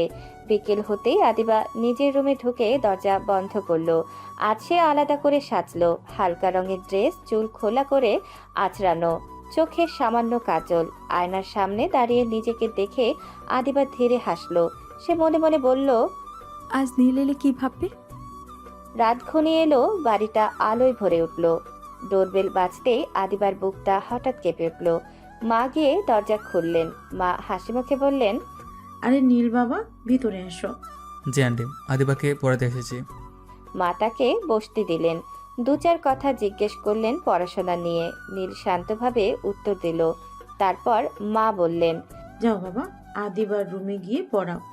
নীল উঠে আদিবার রুমের দিকে এগোলো। দরজায় হালকা টোকা দিয়ে ভেতরে ঢুকলো। রুমে ঢুকতেই নীল থমকে গেল। এক মুহূর্তের জন্য তার চোখ আটকে গেল আদিবার দিকে। আজ আদিবাকে অসম্ভব সুন্দর লাগছে। চুলে আলো পড়ছে, মুখে নরম হাসি, চোখে অন্যরকম মায়া। নীল চাইলেও চোখ ফেরাতে পারল না। নিজের মনে বলল, এত সুন্দর কখনো লাগেনি ওকে। আদিবা খেয়াল করলো নীল চুপ করে দাঁড়িয়ে আছে। সে মুচকি হেসে বলল, কি হলো, দাঁড়িয়ে আছো কেন? নীল হঠাৎ বাস্তবে ফিরল। হালকা গলা পরিষ্কার করে বলল, আদিবা পড়তে বসো। আদিবা টেবিলের পাশে এসে বসে পড়ল। নীলও চেয়ার টেনে বসে খাতা খুলল। নীল পড়াতে শুরু করলো, কিন্তু মনটা আজ বইয়ে আটকে নেই। সে বোঝাচ্ছে, এই অংশটা আগে বোঝো, তারপর ফর্মুলাটা করতে হবে। আদিবা মন দিয়ে শুনছে। আর নীলের চোখ অজান্তে বারবার আদিবার মুখের দিকে চলে যাচ্ছে। কখনো চুলের দিকে, কখনো চোখের দিকে, কখনো ঠোঁটের নরম ভাঁজের দিকে। নীল নিজেকে সামলাতে চেষ্টা করলো। নিজের মনে বলল, নীল, মনটা ঠিক কর, পড়াতে এসেছিস। এটা আবার বলো তো। হ্যাঁ শোনো। সে আবার বোঝাতে লাগলো, কিন্তু আজ পড়ার মাঝেও দুজনের মাঝখানে নীরব একটা টান জমে উঠেছে। রুমের বাতাসটা যেন আলাদা হয়ে গেছে, শান্ত কিন্তু ভেতরে ভেতরে অদ্ভুত অনুভূতিতে ভরা। নীল বুঝতে পারছিল আজকের রাতটা আর আগের রাতগুলোর মতো নয়। আজ আদিবা শুধু একজন ছাত্রী না, আজ সে নীলের চোখে অন্যরকম এক অনুভূতির নাম। রুমে বই খোলা, খাতা সাজানো, সবকিছু ঠিক মতো বসেছিল। নীল লেখা বোঝাতে বসেছে আর আদিবা মন দিয়ে শুনছে। হঠাৎ দরজার দিকে হালকা শব্দ হলো। আদিবার মা হাতের কিছু নাস্তা নিয়ে হাজির। মা বললেন, নাস্তা নিয়ে এলাম, তোমরা খেয়ে নাও। আন্টি, এসবের দরকার নেই। এখন তো রাত, তোমার ক্ষুধা লাগছে নিশ্চয়ই, খেয়ে নাও বাবা। কথাগুলো শুনে নীল শুধু ছোট্ট হাসলো। মা চলে গেলেন। নীল হালকা কিছু খেতে বসলো। নাস্তার ছোট ছোট টুকরো হাতে তুলে মুখে নিয়ে আসলো। আদিবা তার দিকে তাকিয়ে রইল, চোখে হালকা কৌতূহল, ঠোঁটের কোণে অদ্ভুত হাসি। নীল খেতে খেতে মনে মনে বলল, আন্টি ঠিকই বুঝতে পেরেছে ক্ষুধা লেগেছে। ঠিক আছে, এবার মন দিয়ে পড়া দেখো। আদিবা আবার মনোযোগ দিয়ে নীলের কথাগুলো মনে করলো। নীল ধীরে ধীরে বোঝাচ্ছে আর আদিবা বুঝছে। রুমের মধ্যে অদ্ভুত শান্তি, কিন্তু সেই শান্তির ভেতরে দুজনের মধ্যে একটা নীরব টান গজিয়ে উঠেছে। নীল মনে মনে বলল, এভাবে চলুক পড়াশোনা, মনোযোগ আর ওর দিকে অজান্তে তাকানো। তুমি এমনভাবে বোঝাচ্ছ যে বুঝতে আরো ভালো লাগছে। ঠিক বলছো, মন দিয়ে শিখলে সব সহজ হয়ে যায়। রাতটা গভীর হয়ে এসেছে। ঘরের বাতি হালকা আলো ছড়াচ্ছে। নীল সব পড়া শেষ করেই খাতা গুছাচ্ছে। আদিবা চেয়ার থেকে উঠে দাঁড়ালো, চোখে হালকা লাজ আর মুখে মৃদু হাসি। আদিবা বলল, নীল, আমাকে কেমন লাগছে আজ, বললে না তো? হুম হুম। নীল কিছুক্ষণ তাকিয়ে রইল। তার চোখে অব্যক্ত কোনো আবেগ, মুখে হালকা মুচকি হাসি। নীল ধীরে বলল, অনেক সুন্দর, এত সুন্দর আগে কখনো লাগেনি। আদিবা লজ্জায় চুপ হয়ে গেল, গাল লাল হয়ে গেল। সে হাতটা লুকিয়ে রাখলো। আদিবা ফিসফিস করে বলল, আর একটু থাকো না। আজ তো যেতে হবে, কাল ভার্সিটিতে দেখা হবে। আদিবা কিছুক্ষণ চুপ করে রইল। নীল ধীরে দরজার দিকে এগুলো। আদিবা ব্যালকনির পাশে দাঁড়িয়ে বাইরে তাকালো। নীল ধীরে ধীরে সড়কের দিকে চলে যাচ্ছিল। রাতের নীরবতায় শুধু তার স্যান্ডেলের শব্দ ভেসে আসছে। আদিবা বুকের মধ্যে অদ্ভুত এক অনুভূতি বেঁধে রইল। চোখে চোখ রাখলো, মন ভেতরে একটা অজানা উত্তেজনা। মনে মনে বলল, আজ নীলকে অন্যরকম লাগছিল, আগে কখনো দেখিনি এমন। ব্যালকনির রেল ধরে দাঁড়িয়ে আদিবা রাতের আকাশের দিকে তাকিয়ে রইল। তার চোখে অচেনা উজ্জ্বলতা আর হৃদয়ে নীলের জন্য এক ছোট্ট খোলা অনুভূতি। রাত চুপচাপ হলেও আদিবার ভেতরে আজকের দিনটা সব অনুভূতি পাচ্ছে। পরের দিন কলেজের করিডোরে বাতাস যেন আজ একটু অন্যরকম। ছাত্রছাত্রীরা একসাথে হাঁটছে, হাহাকার আর হাসি মিলিয়ে। নীল কথা বলতে বলতে আসছে, হাতে বই আর খাতা ধরে। আদিবা তার পাশে চলে আসে। দুজনের মধ্যে হালকা হাসি আর ছোট ছোট কথা। ছেলেরা তাদের দিকে তাকিয়ে ফিসফিস করে হেসে বলতে লাগলো, আরে দেখ, আজ বড়লোকের মেয়ের পছন্দ বদলেছে। এখন গরিব খেতোটাই ভালো লাগে মনে হয়। আদিবা হঠাৎ থমকে দাঁড়ালো। রাগ আর অহংকার তার চোখে ফুটে উঠল। সে হুঙ্কার দিয়ে বলল, আমার যার সঙ্গে ইচ্ছে তার সঙ্গে মিশবো, তোদের কি সমস্যা বোঝা? ছেলেরা একটু চুপ করে থাকলো। তারপর আবার ঠাট্টা শুরু করতে গেলে আদিবা ঘাড় ধাক্কা দিয়ে বলল, একদম বেশি কথা বললে আমি একে একে বের করে দিব তোদের। ছেলেরা চুপ, কেউ মুখ খোলার সাহস পাচ্ছে না। আদিবা আরও এগিয়ে এসে বলল, ভুলে যাস না আমার বাবা 20% টাকা বহন করে, একদম বাড়াবাড়ি করবি না। করিডোরে এক নিঃশ্বাসের নীরবতা। ছেলেরা ধীরে ধীরে নিজেদের জায়গায় ফিরে যায়। মনে মনে ভাবছে, আদিবার রাগ আজ আকাশ ছুঁয়েছে। নীল হাসি মুখে আদিবার দিকে তাকালো, হালকা গলায় বলল, দেখছো না, কেউ আর সাহস দেখিয়ে কথা বলতে পারে না। হ্যাঁ, আর আমার সাথে যারা খারাপ ব্যবহার করতে চায় তাদের সবাইকে বুঝিয়ে দেব। ক্লাসের ঘন্টা শুরু হতেই আজ কিছুটা অন্যরকম অনুভূতি নিয়ে সবাই বসলো। আজ আদিবা মনোযোগ দিয়ে পড়ছে, চোখে দৃষ্টি, মুখে স্থিরতা। স্যার হালকা হাসি দিয়ে বললেন, আজকের ক্লাসে আদিবা বেশ ভালো করছে, আর ওকে বিশেষভাবে প্রশংসা করতে চাই। ধন্যবাদ স্যার, সব নীলের জন্য। ও আমাকে বাসায় গিয়ে পড়ায়, তাই আজ আমি পড়তে পারছি। কি রে আদিবা, তুই তো আমাকে একবারও বললি না যে নীল তোকে পড়ায়? ভুলে গেছি, ওর মতো কঠিন ছেলে পড়াবে ভাবিনি। নীলও সত্যি প্রশংসার যোগ্য। এমন শিক্ষার্থী যখন পাশে থাকে, তবে যে কেউ মেধা বাড়াতে পারে। জি স্যার, ও সত্যি অসাধারণ। ক্লাস শেষ হওয়ার পর আদিবা আর নীল একসাথে কলেজের বাইরে বের হয়ে এলো। শহরের ছোট ছোট রাস্তায় হেঁটে হেঁটে চলছিল। বাতাসে হালকা শীতলতা, আর তাদের মধ্যে মনোযোগ আর হাসি ভরা আলাপ। নীল হালকা হাসি দিয়ে বলল, চল একটু ঘুরে আসি, আজকের ক্লাসের পর সবকিছু বলে। হ্যাঁ, আমারও তাই মনে হচ্ছে। তারা রাস্তায় হাঁটতে হাঁটতে ছোট একটা ফুচকা স্টলে চলে গেল। নীল বলল, দেখো, এটাই আমাদের আজকের ছোট্ট আনন্দ। ফুচকা, তুমি জানো ছোট ছোট মুহূর্তগুলোতে কত আনন্দ আসে। আদিবা, আমরা বন্ধু হলে এমন ছোট ছোট আনন্দ একসাথে ভাগ করতে পারবো। হ্যাঁ, আমরা বন্ধু হয়ে গেছি তো। তোমার সঙ্গে থাকতে সত্যি ভালো লাগছে। বন্ধুত্ব এমন হওয়া উচিত, সহজ, নির্ভেজাল আর আনন্দের ভরা। নীল ধীরে ধীরে ম্যাচের পথে হাঁটছিল। বাতাসে আজ তার মনটা একটু হালকা ছিল। আদিবার সাথে সময় কাটানো, ফুচকা খাওয়া, হাসাহাসি সব মনে পড়ছিল বারবার। হাঁটতে হাঁটতে সে হেসে ফেলল। নিজের মনে বলল, আজ দিনটা সত্যি ভালো গেল। ঠিক তখনই পকেটে রাখা ফোনটা কেঁপে উঠল। নীল থেমে গেল। স্ক্রিনে ভেসে উঠল বোনের নাম। নীল ভাবল, এই রাতে আবার কল কেন? ভাইয়া, তাড়াতাড়ি হাসপাতালে আয়, মা খুব অসুস্থ, মা হার্ট অ্যাটাক করেছে। নীলের বুকের ভেতর যেন কিছু একটা ভেঙে গেল। চারপাশ হঠাৎ অন্ধকার লাগলো, পা দুটো শক্ত হয়ে গেল। নীল ফিসফিস করে বলল, কি বলছিস মা? ওপাশ থেকে শুধু কান্নার শব্দ। নীল আর কিছু ভাবল না, ফোন কেটে দৌড় দিল। রাস্তায় ছুটছে নীল, চোখে পানি, বুকে ভয়। মানুষ, গাড়ি, আলো কিছুই সে ঠিকমতো দেখছে না। তার মাথার ভেতর শুধু একটাই কথা, মা ঠিক থাকবে, আমার মায়ের কিছু হবে না, আমি আসছি মা। হাঁপাতে হাঁপাতে সে হাসপাতালে পৌঁছালো। ভেতরে ঢুকেই চারদিকে তাকালো, কাপা গলায় বলল, আমার মা কোথায়? তার বুক থুকপুক করছে, চোখ ভিজে আছে। নীল দাঁড়িয়ে রইল। আজ তার শক্ত হৃদয়টা ভয়ে কাঁপছে। নীল হাসপাতালে দৌড়ে ঢুকতে রিসেপশনিস্টের দিকে এগোলো। কাপা কণ্ঠে বলল, দাদা, আমি জানতে চাই নীলিমা চৌধুরী কোন রুমে আছেন? আপনি তাকে দিয়ে কি করবেন? সে আমার মা। আপনার পোশাক দেখছি একদম নোংরা। আপনি তো কোনো সাধারণ গরিব ছেলে মনে হচ্ছে। নীলিমা চৌধুরী কোনো সাধারণ মানুষ নন, দেশ জুড়ে পরিচিত। সে আপনার মা হবে কিভাবে? এটাই আপনাদের সমস্যা। আপনারা মানুষ না দেখে শুধু পোশাক দেখেন। আমার মায়ের কিছু হলে চাকরি খেয়ে দেব, তুই যতই বড় লোক হস না কেন। ভাইয়া, মা, মা। এই ছেলেটা সত্যি তোমার ভাইয়া?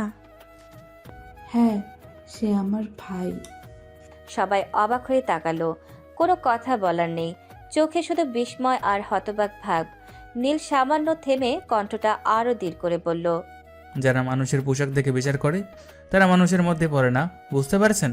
নীল বোনের হাত ধরে ধীরে ধীরে করিডোর পেরিয়ে মায়ের রুমের দিকে গেল। হাসপাতালের সাদা দেয়াল, হালকা আলো, চারপাশে নিস্তব্ধতা। নীলের বুকটা ধুকধুক করছিল। দরজাটা ঠেলে ভেতরে ঢুকলো। বেডের ওপর শুয়ে আছেন নীলিমা চৌধুরী। মুখটা ফ্যাকাশে, চোখের ক্লান্তির ছায়া, হাতে স্যালাইনের নল, পাশে মেশিনের হালকা শব্দ। নীল কয়েক কদম এগিয়ে গেল, গলা ভিজে এসেছে। মা। মা চোখ মেলে তাকালেন। ছেলেকে দেখেই চোখ ভিজে উঠল। মা ধীরে বললেন, তুই এসেছিস বাবা? কেমন আছো মা?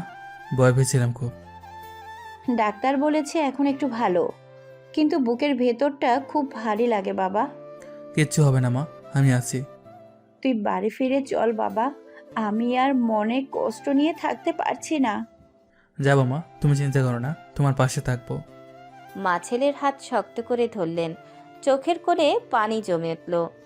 তুই পাশে থাকলেই আমার সব ব্যথা কমে যাবে বাবা।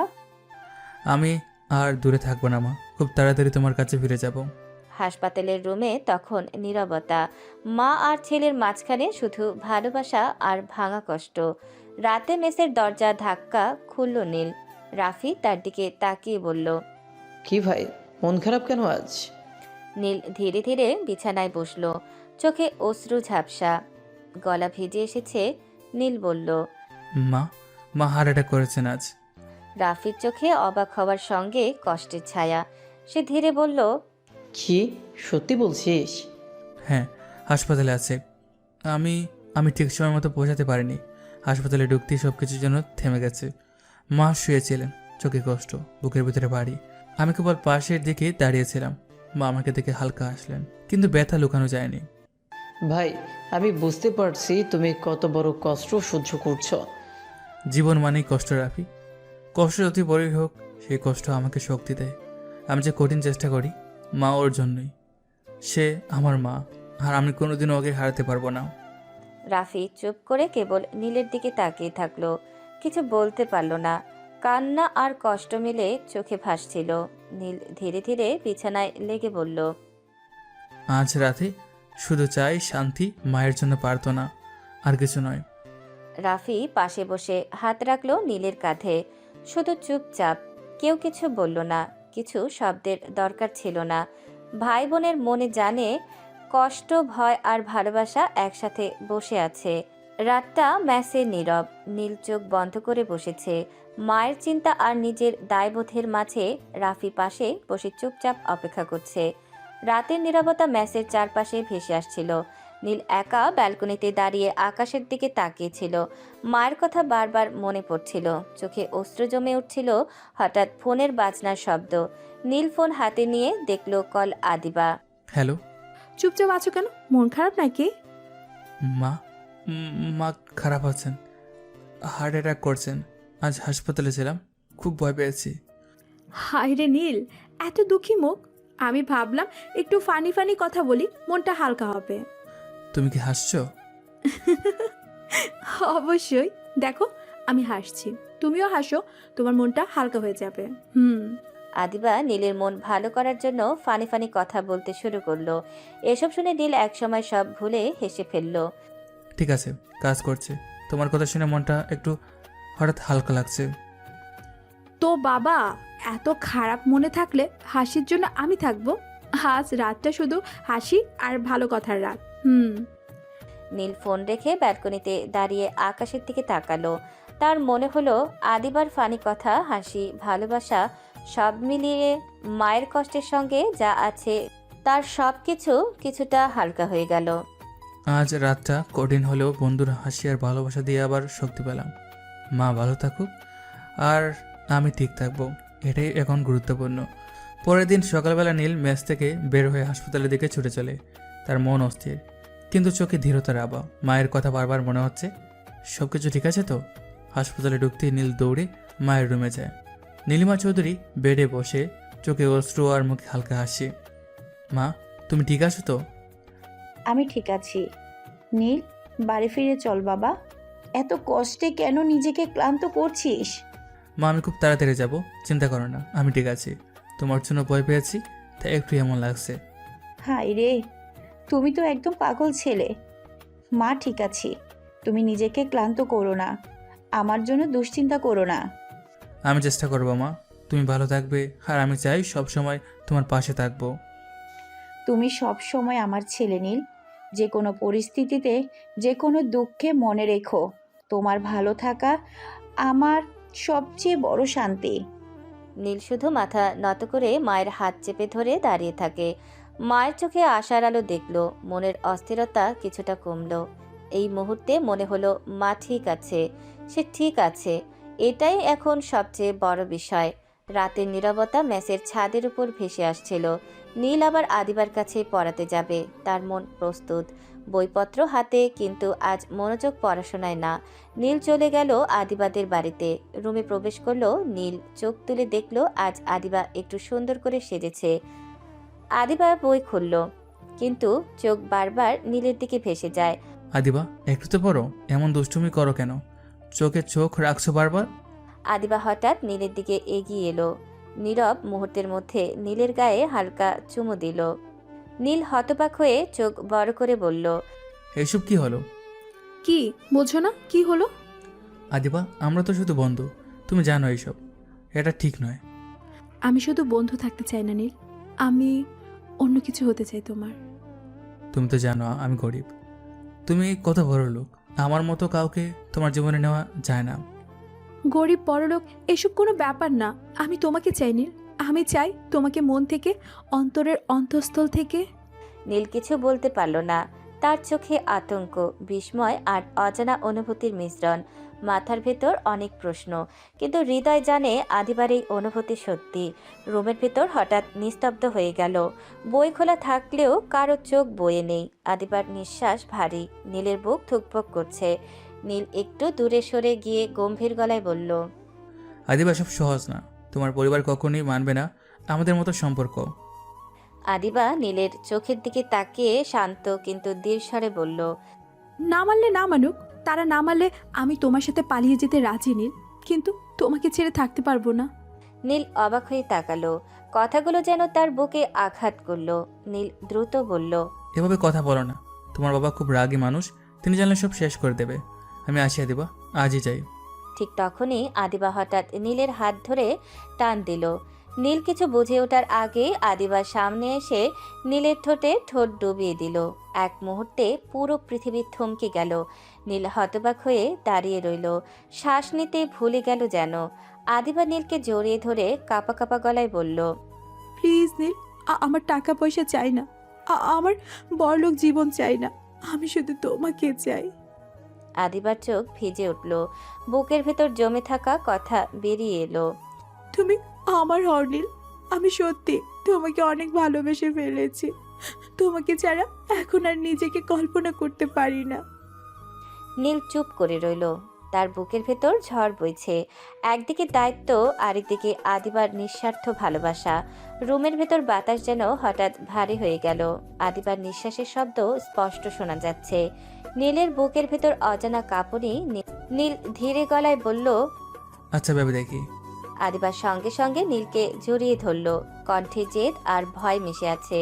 ভেবে দেখার কথা বলবে না, তোমাকে আমার হতে হবে নীল, না হলে আমি বাঁচবো না। নীল আদিবার কথায় হালকা হেসে ফেলল মনে মনে। বুকের ভেতর শান্ত একটা অনুভূতি ছড়িয়ে পড়ল। আমি তো এমন কাউকে জীবনে চাই যে আমার টাকা কেনা আমাকে ভালোবাসবে। আজ আমি সেই মানুষটাকে পেয়ে গেছি। একদিন তোমাকে রানীর মতো করে ঘরে তুলবো শোনা, শুধু একটু অপেক্ষা করো। কিন্তু মুখে নীল নরম গলায় বলল, দেখো আদিবা, এসব ইমোশনাল কথা বলো না। তোমার পরিবার কখনোই মানবে না আমাদের। তার চেয়ে তুমি একটু দূরে থাকো, কাল থেকে আর পড়াতে আসবো না। কথাগুলো বলে নীল দরজার দিকে পা বাড়ালো। ঠিক তখনই আদিবা হঠাৎ নীলের হাত টেনে ধরল। চোখে অদ্ভুত জেদ আর ভয়। আদিবা কাঁপা গলায় বলল, এভাবে যেতে পারো না। পরের মুহূর্তে আদিবা নীলের সামনে এসে ওর গালে, কপালে, ঠোঁটের পাশে হালকা হালকা চুমু দিতে লাগলো। রুমের ভেতর যেন সময় থেমে গেল। নীল পুরোপুরি ঘাবড়ে গেল, মুখ লাল হয়ে উঠল, চোখ নামিয়ে ফেলল। নীল লাজুক গলায় বলল, আদিবা থামো, এভাবে করলে আমি লজ্জা পাই। আমি জানি না নীল, শুধু জানি তোমাকে ছাড়া আমি আর আগের মতো থাকতে পারবো না। দরজার সামনে দাঁড়িয়ে নীল একবার পেছনে তাকালো। চোখে আত্মবিশ্বাসের ঝিলিক, ঠোঁটে হালকা হাসি। নীল ধীরে বলল, আমার বউ হওয়ার জন্য রেডি হন ম্যাডাম, খুব তাড়াতাড়ি আপনাকে ঘরে তুলবো। কথাটা বলে নীল বেরিয়ে গেল। আদিবা অবাক হয়ে দাঁড়িয়ে রইল। বুকের ভেতর কেমন করে উঠল লজ্জা, ভালোবাসা আর অপেক্ষার মিশ্র অনুভূতি। কয়েকদিন পর নীল ম্যাচের ব্যাগ গুছিয়ে নেয়। রাফি দরজার পাশে দাঁড়িয়ে থাকে, চোখে বন্ধুত্বের কষ্ট। রাফি বলল, এই তুই সত্যিই চলে যাচ্ছিস? হ্যাঁ ভাই, অনেকদিন পালিয়েছিলাম, এবার নিজের ঘরে ফিরছি। ভালো থাকিস, তোকে মিস করব। তুই আমার জীবনের সত্যিকারের ভাই, বলবো না কখনো। দুজনের চোখ ভিজে উঠল। ম্যাচের দরজা বন্ধ করে নীল বেরিয়ে গেল। বাড়ির গেটের সামনে দাঁড়িয়ে নীল বহুদিন পর নিজের ঘরের গন্ধ পেল। দরজাটা খুলতেই মা দৌড়ে এলেন। মা কাপা গলায় বললেন, নীল, আমার বাবা ফিরেছে। নীল মাকে শক্ত করে জড়িয়ে ধরল। মা খুশিতে কেঁদে ফেললেন। আর কোথাও যাবি না তো? না মা, এবার তোমাদের সাথে থাকবো। ড্রয়িং রুমে বাবা বসেছিলেন। নীল সামনে গিয়ে দাঁড়ালো। বাবা গভীর গলায় বললেন, কি ব্যাপার এবার বুঝলে তো নীল, পকেটে টাকা না থাকলে কেউ আপন হয় না। নীল বাবার দিকে তাকালো। চোখে কোনো রাগ নেই, আছে শান্ত আত্মবিশ্বাস। নীল বলল, ভুল বলছে বাবা, টাকা ছাড়া আমি একজন নিঃস্বার্থ বন্ধু পেয়েছি, আর একজন জীবন সঙ্গিনীও।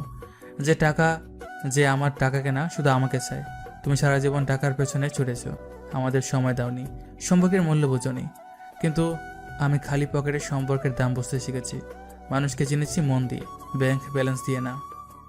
ঘরের ভিতর নিস্তব্ধতা নেমে এলো। বাবা চুপ করে রইলেন, চোখের কোণে লুকানো আফসোস। মা নীলের দিকে তাকিয়ে হালকা হাসলেন। সেদিন নীল শুধু ঘরে ফেরেনি, ফিরেছিল নিজের জায়গায়, যেখানে টাকা নয়, মানুষের মনই সবচেয়ে বড় সম্পদ। ঘরের ভেতরটা হঠাৎ খুব নীরব হয়ে গেল। নীলের কথাগুলো যেন বাতাসে ভেসে রইল। বাবা অনেকক্ষণ চুপ করে বসেছিলেন, চোখ দুটো ভারী, মুখে ছিল না আগের সেই কঠিন ভাব। ধীরে ধীরে বাবা উঠে দাঁড়ালেন। নীলের দিকে তাকিয়ে গলা ভরা স্বরে বললেন। ঘরের ভেতর হালকা নিঃশ্বাসের শব্দ। নীল বাবার দিকে তাকালো, চোখে কোনো অভিমান নেই, আছে গভীর শান্তি। নীল হালকা হেসে বলল, তোমাকে ধন্যবাদ বাবা। তুমি যদি সেদিন আমাকে শূন্য পকেটে বাইরে যেতে না দিতে, আজ আমার জীবনে দুজন মূল্যবান মানুষ পেতাম না। একজন বন্ধু যে কষ্টে পাশে ছিল, আর একজন মানুষ যে আমার টাকা না, শুধু আমাকে ভালোবাসে। আজ আমি বুঝেছি, মানুষকে বড় করে না টাকা, মানুষকে বড় করে তার মন। বাবা চোখ মুছলেন। মা পাশে এসে দুজনকে একসাথে জড়িয়ে ধরলেন। সেদিন নীলের ঘরে শুধু ছেলে ফেরেনি, ফিরেছিল সম্পর্কের মানে, যেখানে অহংকার নয়, ভালোবাসাই সবচেয়ে বড় সম্পদ। সকালটা নীলের জন্য অদ্ভুতভাবে শুরু হলো। মোবাইলটা বেজে উঠল টানা টানা করে। স্ক্রিনে নাম উঠল আদিবা। নীল একটু থমকে গেল, তারপর কল রিসিভ করলো। ওপাশ থেকে ভাঙা গলায় আদিবার কণ্ঠ, নীল শোনো। কি হয়েছে দেবা, এভাবে কাফা গলায় কথা বলছো কেন? বাবা আমার বিয়ে ঠিক করে ফেলেছে, তুমি কিছু করো নীল, আমি পারছি না। আমি কি করবো আদিবা, আমি তো সাধারণ ছেলে, তোমার বাবার সামনে আমার কোনো দাম নেই। আমি তোমাকে ভালোবাসি নীল, বাবা শহরের সবচেয়ে কোটিপতির ছেলের সাথে বিয়ে ঠিক করেছে। নীল জানালার বাইরে তাকালো, ঠোঁটের কোণে হালকা হাসি। মনে মনে বলল, আরে বোকা, তোমার বিয়েটা তো আমার সাথেই ঠিক হয়েছে। কিন্তু মুখে বলল, ওটা তো খুব ভালো প্রস্তাব, এত বড় লোকের ছেলে বিয়ে করলে খুব সুখে থাকবে তুমি। ফোনের ওপাশে আদিবা চুপ হয়ে গেল। তারপর হঠাৎ রেগে উঠে বলল, কি করছো তুমি? আমি তোমার কাছে কাঁদছি আর তুমি আমাকে অন্যের ঘরে পাঠাচ্ছ। ভেবে দেখো আদিবা, ভালো ভবিষ্যৎ পাবে, টাকা বাড়ি গাড়ি সব থাকবে। দূর, টাকা দিয়ে আমি করব কি? আমার তোমাকে চাই নীল, আমি তোমাকে ছাড়া কাউকে বিয়ে করব না। নীল ফোনে মুখ চেপে হালকা হেসে ফেলল, মনে মনে বলল, কি পাগলি মেয়েরে, নিজের বরকে চিনতে পারছে না? বিয়ে করে ফেলো আদিবা, এমন ভালো প্রস্তাব সবাই পায় না। তুমি একদম গাধা, পাথর মন নিয়ে জন্মেছ নাকি? আমি কাছে আর তুমি হাসছো। রাগ করো, গালি দাও, শেষ পর্যন্ত তো আমার কাছেই আসবে। শোনো নীল, আমি কারো ঘরে যাব না, তুমি না এলে আমি সব ভেঙে ফেলবো। দেখো আদিবা, ভালো করে ভাবো। কল কেটে গেল। নীল মোবাইল নামিয়ে জানালার পাশে দাঁড়ালো। হালকা হাসি। আদিবা জানতো না, যার জন্য সে লড়ছে, যার জন্য কাঁদছে, যার জন্য সব ছাড়তে চাইছে, সেই তার ভবিষ্যৎ বর। আর নীল চুপচাপ নিজের প্রেমের নাটক উপভোগ করছিল। আদিবা বাবার ঘরে প্রবেশ করলো, মাথা নিচু করে, চোখে অদ্ভুত ভয় আর রাগের মিশ্রণ। বাবার চোখে কিছুটা অবাক ভাব। তিনি বললেন, কি হলো আজ? এতক্ষণ এভাবে দাঁড়িয়ে আছো কেন? বাবা, আমি এই বিয়ে করতে পারবো না। আমি একজনকে ভালোবাসি, আমি এই বিয়ে ভেঙে দিতে চাই। কি বলছিস আদিবা? এত বড় লোক মানুষের প্রস্তাব দিয়েছে, এটাই তো তোমার ভাগ্য। তার উপর ছেলেটা তো নাকি তোমাকে ভালোবাসে। বাসুক বাবা, তাকে আমি ভালোবাসি না। আমি এই বিয়ে করতে পারবো না। এভাবে কথা বলে কাজ হবে না। বিয়ে তোকে করতেই হবে। আমার মান সম্মান আছে, আমি তাদের সাথে কথা দিয়েছি। এটা শুধু তোমার জন্য নয়, আমার পরিবারের জন্যও তাই। আদিবা একটু পিছিয়ে দাঁড়ালো, চোখে অশ্রু কিন্তু মুখে দৃঢ়তা। বাবা আবার বললেন, আমি বুঝতে পারি তোর মনের অবস্থা, কিন্তু মনে রেখো, জীবন শুধু আবেগ দিয়ে চলে না। কখনো কখনো আমাদের দায়িত্ব পালন করতে হয়। এবার বিয়ে কোনোভাবেই ভাঙার সুযোগ নেই। কেন? আমার ইচ্ছার কোনো মূল্য নেই? কেন আমাকে ওকে মেনে নিতে হবে? কেন আমি নিজের জীবন নিজের মতো কাটাতে পারবো না? আদিবা, এবার আর কোনো কথা নয়, বিয়ে হবে ঠিক যেমনটি আমি বলেছি। আদিবা চুপচাপ দাঁড়িয়ে থাকলো, হৃদয় কেঁপে উঠেছে, চোখে অশ্রু কিন্তু মুখে কোনো কান্না নেই। তার ভেতরের দ্বন্দ্ব, রাগ আর অবিশ্বাস সবই একসাথে ধাক্কা খাচ্ছে। এই রাতে আদিবার মনে হলো তার জীবনের সবচেয়ে বড় যুদ্ধ এখন শুরু হয়েছে। ভালোবাসা আর পরিবার দুয়ের মধ্যে সে কোন পথে যাবে। পরের দিন সকাল থেকেই ভার্সিটিতে হইচই। সবাই যখন ক্লাসের জন্য আসছে, তখন হঠাৎ কেউ চুপচাপ তাকিয়ে রইল। নীল আসছে না, শুধু আসছে না, দামি কালো কারে এসে দাঁড়ালো কলেজের গেটের সামনে। সব চোখ তাকিয়ে রইল। কেউ হাসছে, কেউ অবাক হয়ে চুপচাপ। নীল দরজা খুলল, গাড়ি থেকে নামলো। তার চোখে কোনো অহংকার নেই, তবে উপস্থিতি পুরো ভার্সিটিকে দমিয়ে রাখলো। একজন ছেলে ফিসফিস করে বলল, কিরে, এত দামি কার? ও কিভাবে এত দামি গাড়িতে এলো? দেখছিস, এ তো মনে হচ্ছে শহরের বড়লোক ছেলে। এত অবাক হওয়ার কিছু নেই, এটাই আমার সত্যিকারের পরিচয়। আমি শহরের টপ বিজনেসম্যানের ছেলে। তাহলে এতদিন নোংরা পোশাক কেন ছিল? আমি সেটা করেছিলাম শুধু দেখতে যে মানুষ শূন্য পকেটে মানুষের মূল্য কতটা জানে। আজ বুঝলাম, শুরুতে মানুষ শুধু টাকা দেখে, খারাপ পোশাক সব দেখে। তারা মানুষকে চেনে না, তাদের কাছে মানুষ মূল্যবান না, শুধু টাকা মূল্যবান।